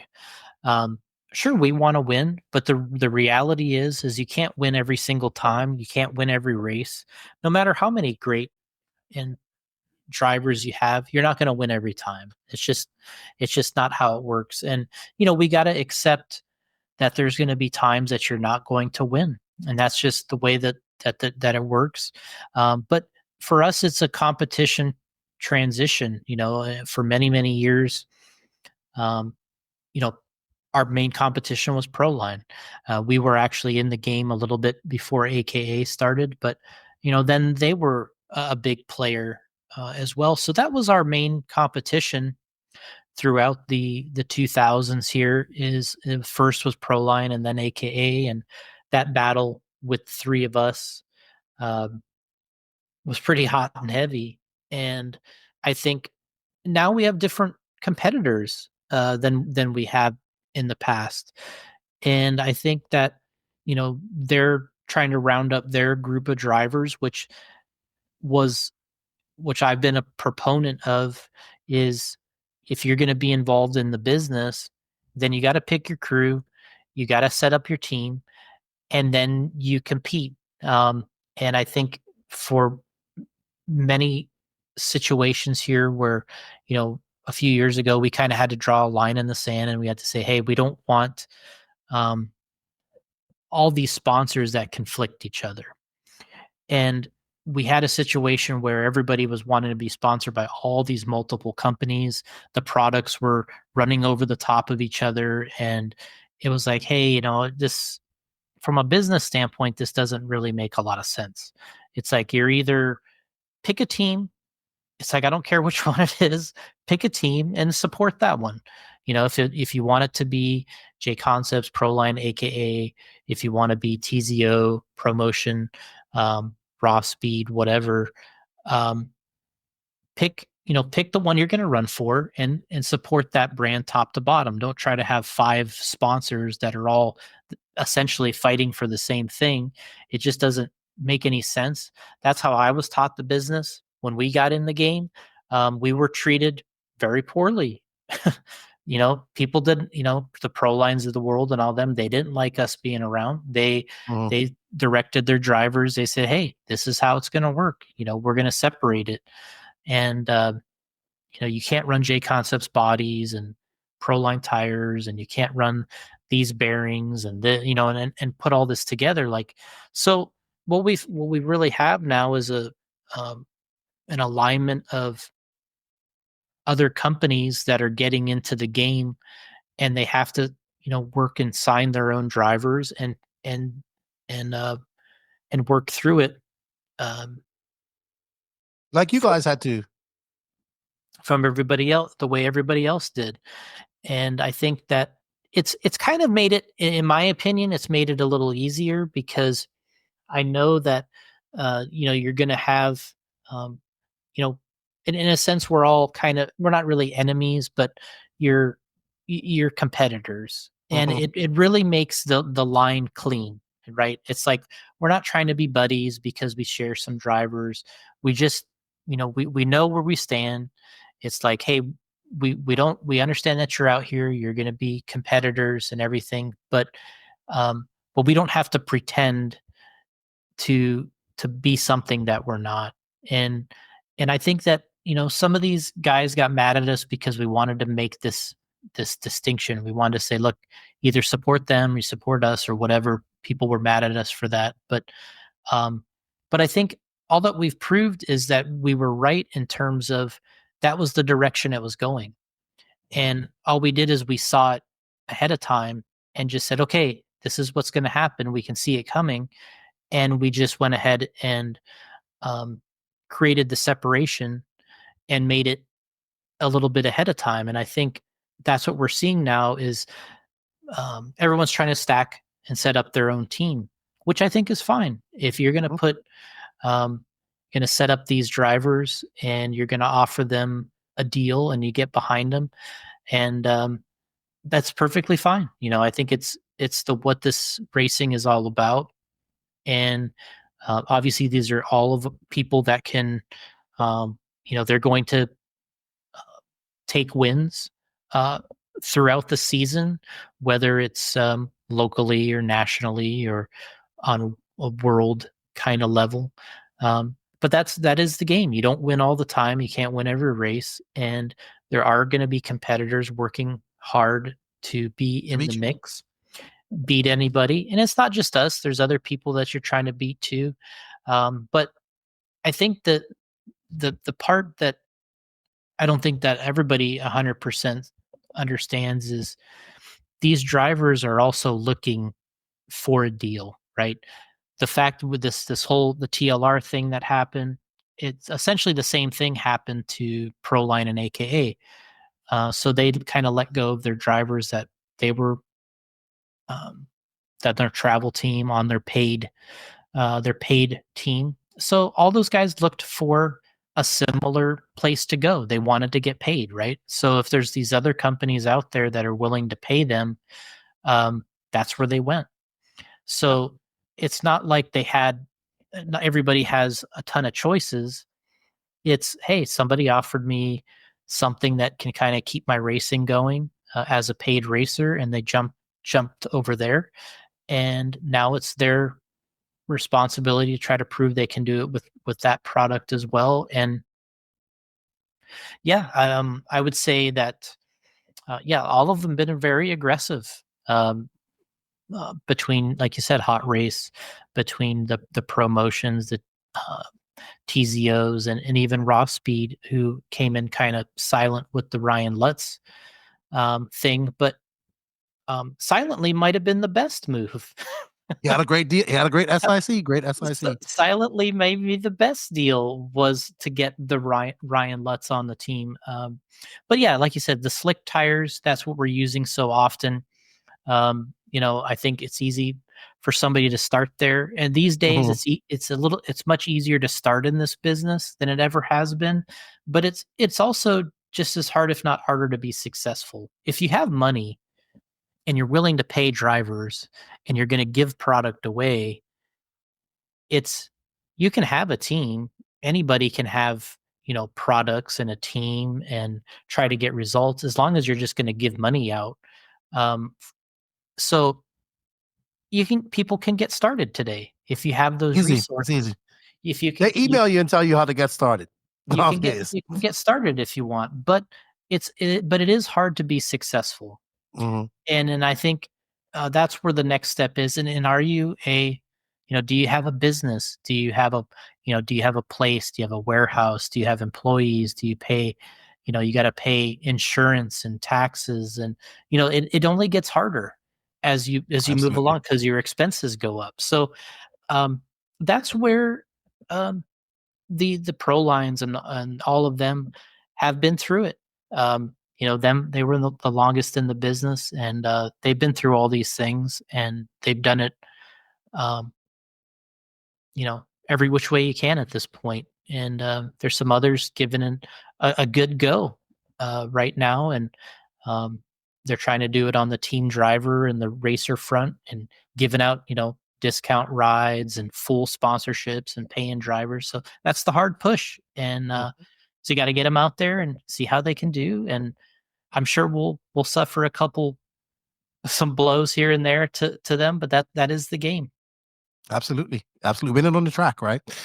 Will, you had a question, and then we're going to move on to these INS dates, have a quick look at trackside, and I think we're going to wrap this up. Yeah, I guess I had a question actually written down. I guess with Brock coming to Schumacher in the last few years, I guess JConcepts, I guess you could kind of say, is always they Associated and JC have always kind of been hand in hand, but it seems like you guys kind of started to just branch out a little bit. I guess now the expansion of Schumacher, like we've been loving that here in the UK, and also the X-ray stuff. I guess like what are your thoughts on that? And yeah, I think that we have a because of my relationship with Associated over the years as a racer, our product was kind of tied to the Associated cars because of that. And I think over the years, when we started with Ryan Mayfield, he was an Associated driver. So it wasn't so much about my relationship anymore. It was about, his relationship and our racers' relationship to the chassis company they race for, and it happened to be Associated. And so, and here, the Associated product was selling well, right? The 10 scale stuff sells well, even to some extent the 8 scale does well. So it makes sense for our product, for us to make product for vehicles that sell well. So that's the tie-in, I think, is from my past being a racer, being on Associated as a racer, a travel team pro racer, to our racers like Mayfield and Spencer and even Cavallari at a time. And, there have been others.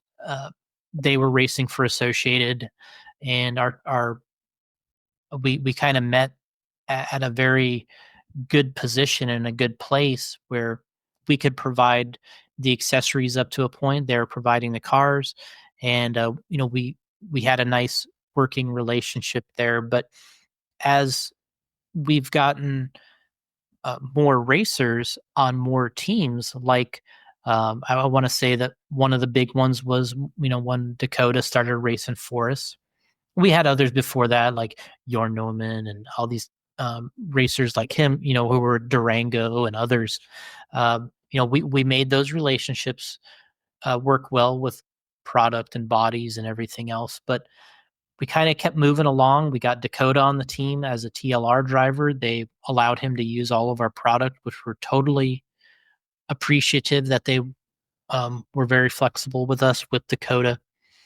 And then we could concentrate more on having a more well-rounded lineup for not only the Associated, but then the TLR.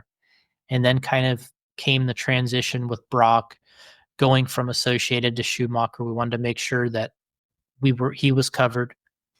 And a lot of these racers that we've gotten on the team as they have grown in their careers and maybe moved to a new chassis, it's allowed us to expand and be more aggressive with those chassis also. And I think that's where we are with the Schumacher equipment. Is we have a lot of shared interests with racers now. If it's not Michael Orlowski or Brock or Tom Rinnernick, and so we have a lot of shared interests there. And it's we've concentrated on having all of our popular bodies available, for these different makes and models, the bearings, the turnbuckles. To me, my vision is when I see a JConcepts equipped vehicle, it's the tires, the wheels, the body, the wing. Then we go turnbuckles, screws, bearings. That's a JConcepts equipped vehicle to me. And we're trying to have that available for not only the Associated, but now it's moving into X-ray and Schumacher. And I think we're having some more shared drivers and shared interests, and the common goals that these guys are supported by us individually, but then it's sort of a collective thing once you get to the race.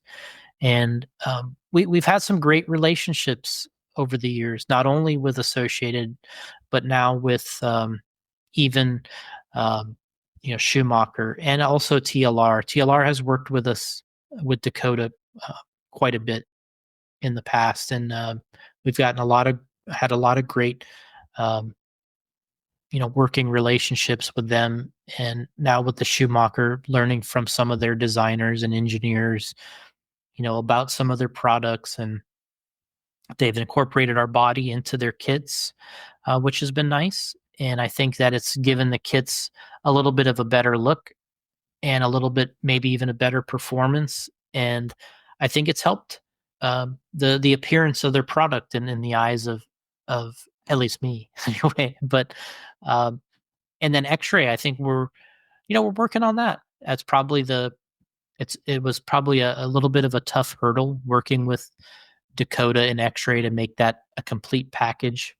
But hopefully that they see that we go to these events and we promote him as an X-ray and a JConcepts driver, and we're also working on giving him things that he can use to his advantage. And I think for them having the car win and do well, I think is a big thing, and people seeing that also, because not everybody just wants to build these things straight out of the box. They like to customize it, and that's kind of where we come in with these customizable parts. And I think if you're able to free yourself up a little bit at one of these companies, allow a little bit of freedom for the drivers to individualize it a little bit, then I think it makes it more appealing to everybody, because they're like, oh, well, there are options for this thing out there, and that gives me the ability to individualize it for themselves. And I think that's what we're trying to bring now for some of the X-ray. We got the new body for the 8 scale, we got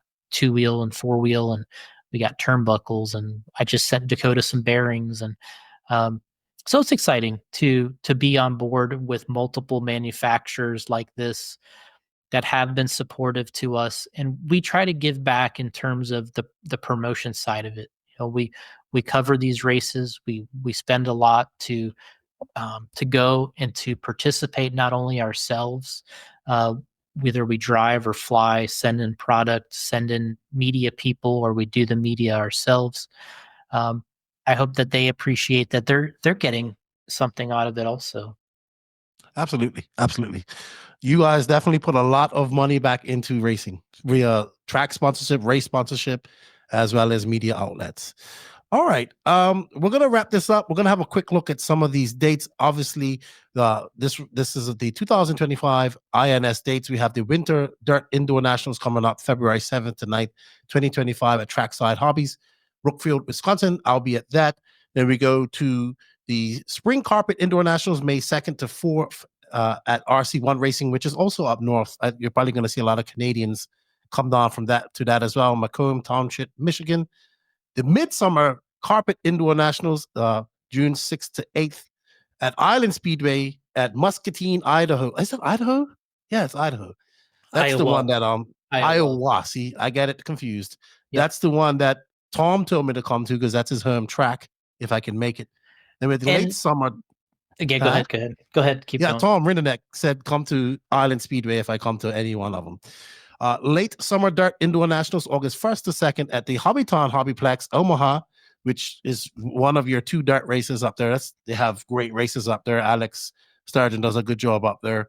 And then, of course, the Indoor National Finals, Dirt Surface, Glued Surface at Hoosiers RC Hobbyplex in New Albany, happening October 17th to 19th. And so you have 2 drops, which is great because I think drops are important for races because not everybody can make it. So you have to get best 3 out of 5. Same kind of thing I'm trying to do with Danny Paz. We're on a best 4 out of 7 right now in our grudge matches. It's really, but he's up, right? He's up. Technically, he's up, but okay. Really, with ethics, he's not. Because he cheated on the first one.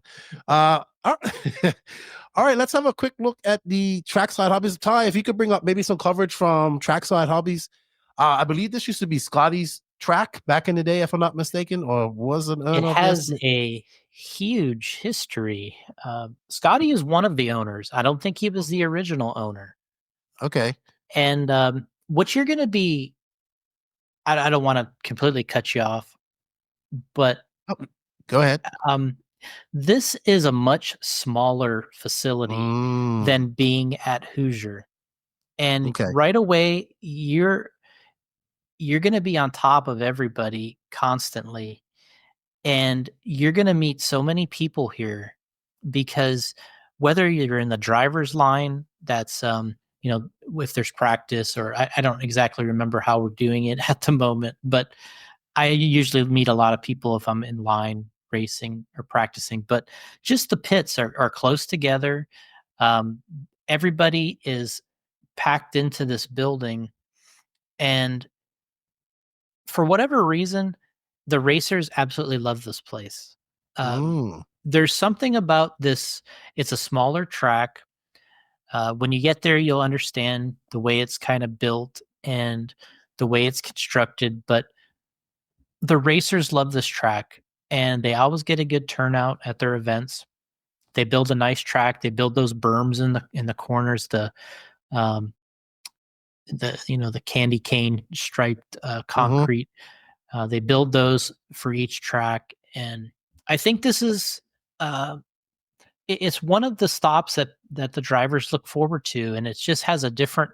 The vibe is so different. People beat on the wall during the races. That back straightaway wall, the locals, when there's good racing, they beat on the wall for some reason, and it's just the whole atmosphere is totally different in this building. The announcers like right on top of the track there in the back. It's very unique, and for some reason, the racers really like it. And as you said, many owners. Scotty was an owner, turned it over to Jamie Tenney's many years ago already, but a great place to visit. And Chase Lemieux's home track. Really? Did not know that. This is Chase Lemieux's home track. His dad's Motive company, Paul, their Motive is actually in the same building. His business operates out of trackside, and it's a really unique older building. It has a downstairs basement. Everybody likes it. It's really, yeah, everybody likes being there, but it's tight in there, and you're gonna get to meet everybody probably 2 or 3 times at least. I will. That happens all the time anyway. The dirt looks a little different. It looks very dark. It looks like that chocolate cake at Neo to me. That's what it looks like. A lot of the racers really prefer this dirt because it's not glued, but you still run slick tires, but it's not glued, and you still have the good grip, but you have a little bit of there's some drivability left in the vehicle. You're not so on edge, and it's a little easier to drive because it doesn't have that glue on it. But you're still on slicks. You got good grip, but you got a little bit of slide still. You can set up the car a little differently. You can land a little out of shape, and it's not as deadly as say it would be at Hoosier if you're landing too crooked or sideways. So it has that give. So the tires give and it lands. Not like this one. Do we use saucer or yeah, I don't know the rules? Yeah, they sauce. Yeah. So it's open source for anybody. Any type of sauce. Okay. Yeah. And and the racers are kind of narrowed down these days. I think it's really 2 or 3 sauces I think that everybody really kind of gravitates towards, and racers are pretty open these days. They kind of share they'll share sauce, from one pit to another. I mean, I've seen Mayfield and Ty Tessman share tire sauce. I mean, it's like, the racers are pretty good about it these days. And I think there's a couple that I think hold it a little closer to their chest, but for the most part, we have a pretty good group that wants to kind of win it. I would say safe to say that anybody that's running Lemieux's traction compound is going to be faster because I had no idea that this is the same track, and I'm sure he's had countless hours of testing that stuff out there. But that's part of it. Yeah, I mean, and you know what? This is a platform. We have this series. It's a platform for these racers to show what they got and to show what you can do, and that's what it's about. And I think that's where you bring in all the guys and you lay the cards on the table, see what you got, and you try not to dwell on it one way or another, and you move on to the next one. And so that's kind of where we are. I mean, we're going to have probably most of the guys that were at the Clash of Champions here. So that was essentially a preview of this race. It's going to be most of the same players. Like you mentioned, the guys that bumped into Mod, there's going to be some stock heroes. It's going to be good. This is my second time outside. But the only I did see some OCRC dirt racing, like a Wednesday night club race. And I've been to Masters twice, but this is my next big race where it's been on dirt to an extent. So I'm actually excited about it. I love the curbing. I think it makes for better racing every time. I think any track that has a concrete curbing just makes for such better racing. I always hate when cars get snagged by pipes. I've already had people reach out to me like, are you coming? Are you coming? I'm like, yeah, I'm coming. So I'm uber excited. And it's going to be cold. I've never been to Wisconsin. I'm looking forward to the road trip up there and meeting new people, right? So I'm really excited about that. I don't know, Will, you should come over. It's like England up there. Probably cooler than England. Yeah, I mean, I definitely want to at least do an INS at some point. The one here that we're just looking at, it literally falls right in the middle of EOS and then MK. Right. So it'll be like a triple header, but I mean, it's definitely on the cards to do an INS like 100%. Just got to work it into the calendar. Yeah, three dirt races, 2 carpet races. Interesting. If I calculate it right, or if I'm that much of an idiot. Yep. There we go. No races in Florida. Oh, that's right, because you're keeping everything central. So everybody gets around to that area. Got you covered. So I just wanted to go real quick. So last year, Spencer Rivkin, Chase Lemieux, Ryan Cavallari, your top 3 at this race in 2-wheel drive mod. And in, let's see. Oh, did I go too far back? In mod and 4-wheel drive mod, we had Spencer Rivkin, Cole Tyler, and Tom Rindernick, your top 3. And I would not be surprised if that's pretty similar when we go here this upcoming in 2 weeks. 2 weeks time. 3.5 weeks time. Yeah, I think I'm not sure. I haven't confirmed with Dakotah if he's going yet or not. I'm not don't sure. think he is. Yeah. I did interview him prior to this. People were hurt before this, and I talked to him. He said he just because he's going to the NSX both races. Yes, to get ready for DNC for the dirt races. And of course, he has a little bun in the oven that's coming soon. So, unfortunate that he's not going to be there. I really wanted him to be there to come and watch it and just watch him with that on his new car. But I think we're in store for some good racing. Everybody's going to want to be hyped up after the Clash. Guys who felt like they might have not had the racing that the results that they wanted at the Clash. We might see some guy who, hey, you know me, I'm always looking for the drama. It might be a guy that takes a guy out because he got taken out at the Clash. That's why I love all this type of stuff. So I'm really excited to get up there and see the new people up there trackside. I guess my question would be to you, out of these 3 races, I don't know if you'll be attending most of them. I know Damon might be attending most of these as well, which is a good addition as well. Maybe we can touch on that. But which one of these races is probably the one that gets attended by most people? I want to say our best. I think the very first one last year was definitely one of the biggest turnout wise, and then probably the last one at Hoosier. And I think Hoosier has a little bit of a slight edge because of everyone's really loving that track right now. They're really gravitating there. Just because I think of the surface or the pits or Eddie and Angie, they're really feeling at home there, I think is really the right word. And that, I think, it's bringing a lot of consistent entries. There will be a lot of races there this year between the Clash of Champions. They got the Nationals. There's a vintage Clash of Champions and our race in October. So it's very possible we could have a little burnout towards the end of people just not wanting to go there for the 3rd or 4th time. But I still expect it to be probably the most competitive one will be the last one. The first one, I think, will set the stage, right? Will who can get off to a good start? I want to say Brock did the team associated race there, and he performed really well. I think he won both classes, and that was a big win for him. He hasn't done his best on that track and surface over the years, and he was able to conquer it. He was able to conquer it there pretty well during the team associated race. So I expect Brock to come back. Spencer was the winner last year. And then we're going to have Chase Lemieux being, hyped up. He's got his stuff dialed in. slightly new equipment and sponsors.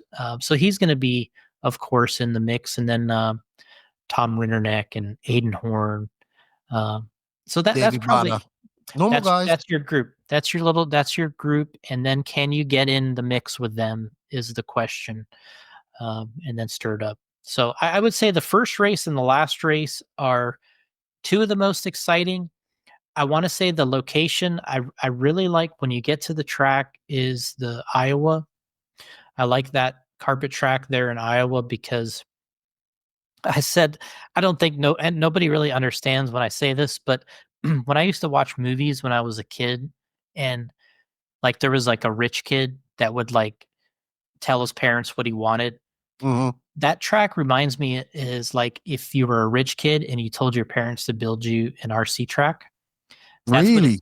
That's what it kind of reminds me of. The way it's painted, it's kind of like if you were a little, they have a pink room, a blue room, they got these different room colors, and the upstairs is beautiful because the way it overlooks the track, the way this building was built, where there's really no poles in it, it's got a round ceiling. I don't even think anybody would know how to build a building like this anymore. The way this building is built. But there's a lot of people take photos from up there all the time, and you can see the way the trusses are built and the way the building is set up. But yeah, to me, it's like if you were this rich kid in the 80s and you're told in the movies and you're like, I want an RC track, and they build you this thing, and It looks great from the video. yeah, it's really neat, and it's a really old building. They used to build. The guy told me they actually built toys there. Many, many years ago. I don't know if this was in the 50s or 60s, and the guy is a collector, Tom, who's inside of his shop there. He's kind of a collector, and he has some of the toys that were built in this track and are built in that building in the old days. And but yeah, it's really, you feel good in there. Like it has a nice vibe, and I really enjoy being there. And that's one of the last races I actually raced a year or so ago. I raced there and had a good time. Omaha's Omaha. Yeah. Probably the biggest 10 scale track, tallest driver stand. Racers that are there all the time like it. Guys that come in have never been there. They don't understand how they drive with such a high driver stand. For me, was normal because I was an outdoor track guy. So right. That don't make. I got it now. Yeah, so when you go to these tracks, that's one of the biggest things when you're at a track like a trackside. When you're on the driver's stand, if a turn marshal stands up, it's part of the track in a way. It hides turns. So these racers that have a natural feel for, getting blinded occasionally, or the turn marshals moving, because that's what you're looking at. That when because you'll see when you're there that this track, it's on the smaller side, but it's the quintessential. To me, it's like the quintessential 10 scale indoor track. But yeah, you go to Omaha, it's a completely different experience. You're looking down on the track. The turn marshals, it doesn't really matter where they are because you got all this visibility, but you're getting sort of that crow's eye view of it, Gotcha.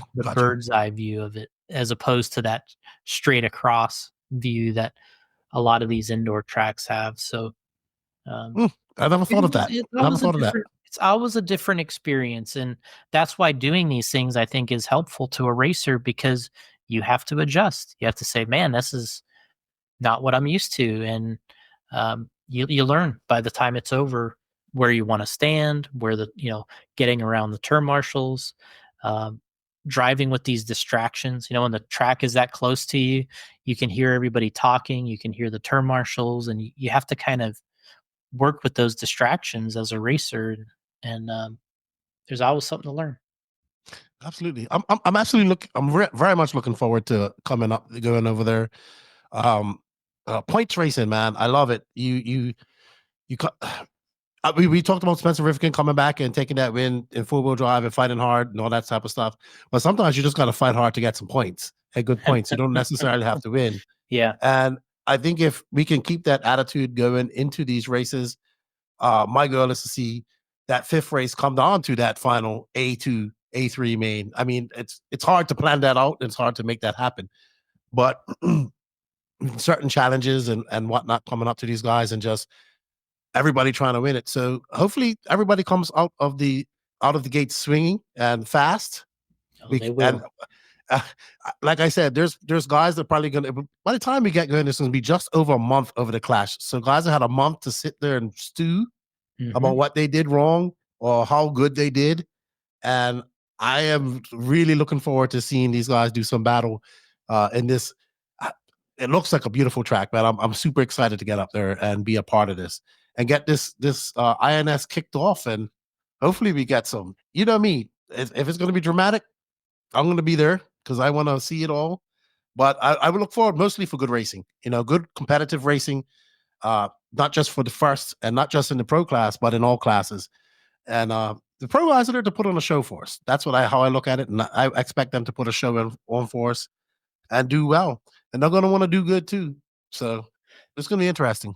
What I see here, there's usually, there's a lot of close races, stuff like you saw at the Clash of Champions with Dakotah and Spencer there at the end of that 4-wheel main and stuff like that. But you'll see a lot of these go to the last lap because the tendency of the track is that it's tight and it's hard to really gain huge advantages over others. So qualifying, of course, is important, but then being able to maintain your position.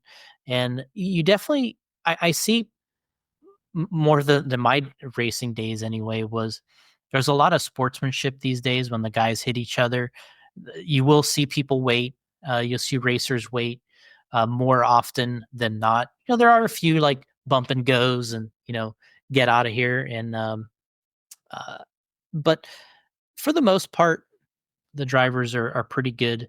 And you're going to see a lot of that, though. You're going to see that split second decision. Do they want to let him go? Do they not want to let him go? If they touch him or take him out. So, yeah, you're going to have it'll be a good experience. Yeah, I'm excited. How about you, Will? How you feel about it going into 2025? You're probably going to be in a pretty much a good bit of these recap shows with us. So, as the 10th scale chairman, that you've been upgraded to. This is your bread and butter, man. This is where I met you. This is what you're into, and you're getting all American on us. You're all about dirt. Well, I definitely think with all the silly season and everyone getting into their new equipment and with it being a Worlds year, I think it's going to be a really interesting one. Like I think especially, I know we keep hounding about Dakotah, but I think Dakotah is going to be really strong this year. And just the same like with Spencer and Brock, those guys are always at the top. And I think there's so many other guys coming up like Chase Lemieux, Tom, David Batter. Like I think it's going to be, there's like a lot of wild cards as well. So I think this year's going to be a really interesting one. Absolutely. And we're going to be there to watch it all and talk all about it on our recaps. We're going to aim to do some recaps after each one of them. And that's the goal, and get really into it. We'll probably have Damon Barkowitz coming on here, who used to be your protege. A lot of people that may not know who he was. I used to listen to him to talk about him on the Radio Impalm podcast back in the day. Good to see him out, full of energy. Like I saw him at FCC. He didn't stop. He put his hands on everything. So I look forward to actually picking his brain and talking to him about this type of stuff. I'm sure I'll be there, but hey, we're taking notes. Great addition to the team, I think, with Damon, and I think you're happy to have him back, your protege. Well, he's a man now, but yeah, and hopefully get to see him do some racing. Yeah, I've kind of told him that if he wants to race, we can get the equipment and give it a shot. Of course, I'm kind of, you're split because it's hard to get racers to go and be a representative at these races because they all want to race. And then once you get engaged in the racing, you really forget while you're there to be the representative or promoter or help everybody else. So it's hard to do both. So I that's why I don't race these events, because I try to take it in from everybody else's perspective, not my own. And so, I've raced a ton. I've raced plenty. I don't have to do all this stuff. And I go to try to support our guys and try to be, you know, recognize things and make notes for down the road. And we're trying to help Damon get up to speed with doing that same type of thing. If he does want to race, we can get the equipment, and then, you know, if Paul and I are there and we can split some of the duties and we can put him out on the track. And it's tough because, you know, he's sitting there at these races and he would be one of the faster guys. You know, he has the talent, he has the ability to race at a high level. You know, he's probably a guy that would be, you know, and modified, he'd probably be top of the B, bottom of the A kind of racer. If he raced in stock and had the practice, he would probably be near the top in the stock classes. He has a ton of skills. And he's still a young guy, but trying to get out there and help him see this from our side of things too, and be a representative is good. And I'm sure we'll see him race eventually, and give it a shot and see what it's like again. I mean, I saw him drive a car after FCC.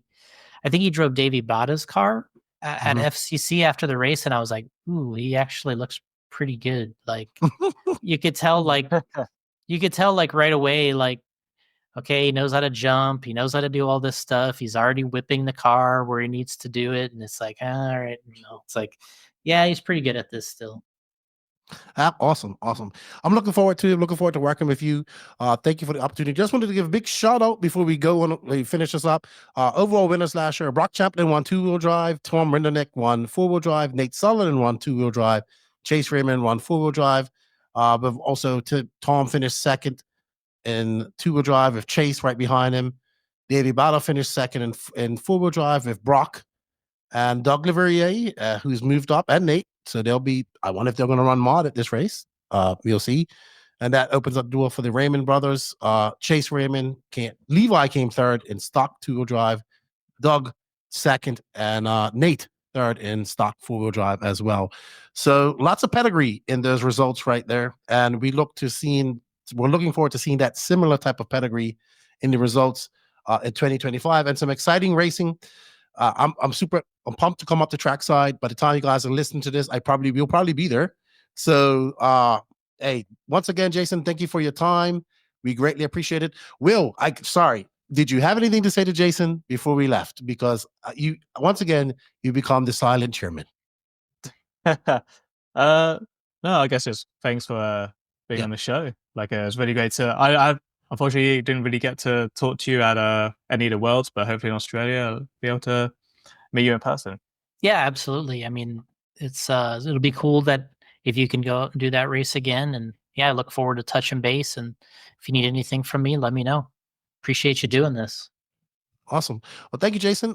We look forward to seeing you, I guess, at trackside. We look forward to seeing everybody at trackside, and then, of course, I'll be there calling all the action and getting all the nitty gritty, so we can talk all about it on our first INS recap show after trackside. We greatly appreciate it. I want to say a big shout out to all these sponsors that make the INS possible. Of course, a big shout out to JConcepts, A-Main Hobbies, Hobby Wing, Schumacher, Exalt, Team Associated, Reedy, and of course, all my guys there and good teammates at Elite RC Productions.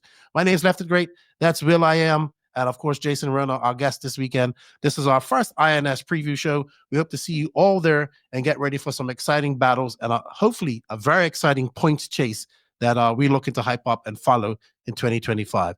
We'll see you all at the races. I would say Nitro's the glory, but this is all about 10 scale, and that's building the skills. Lefty and the crew were out. We'll see you guys later. Thank you.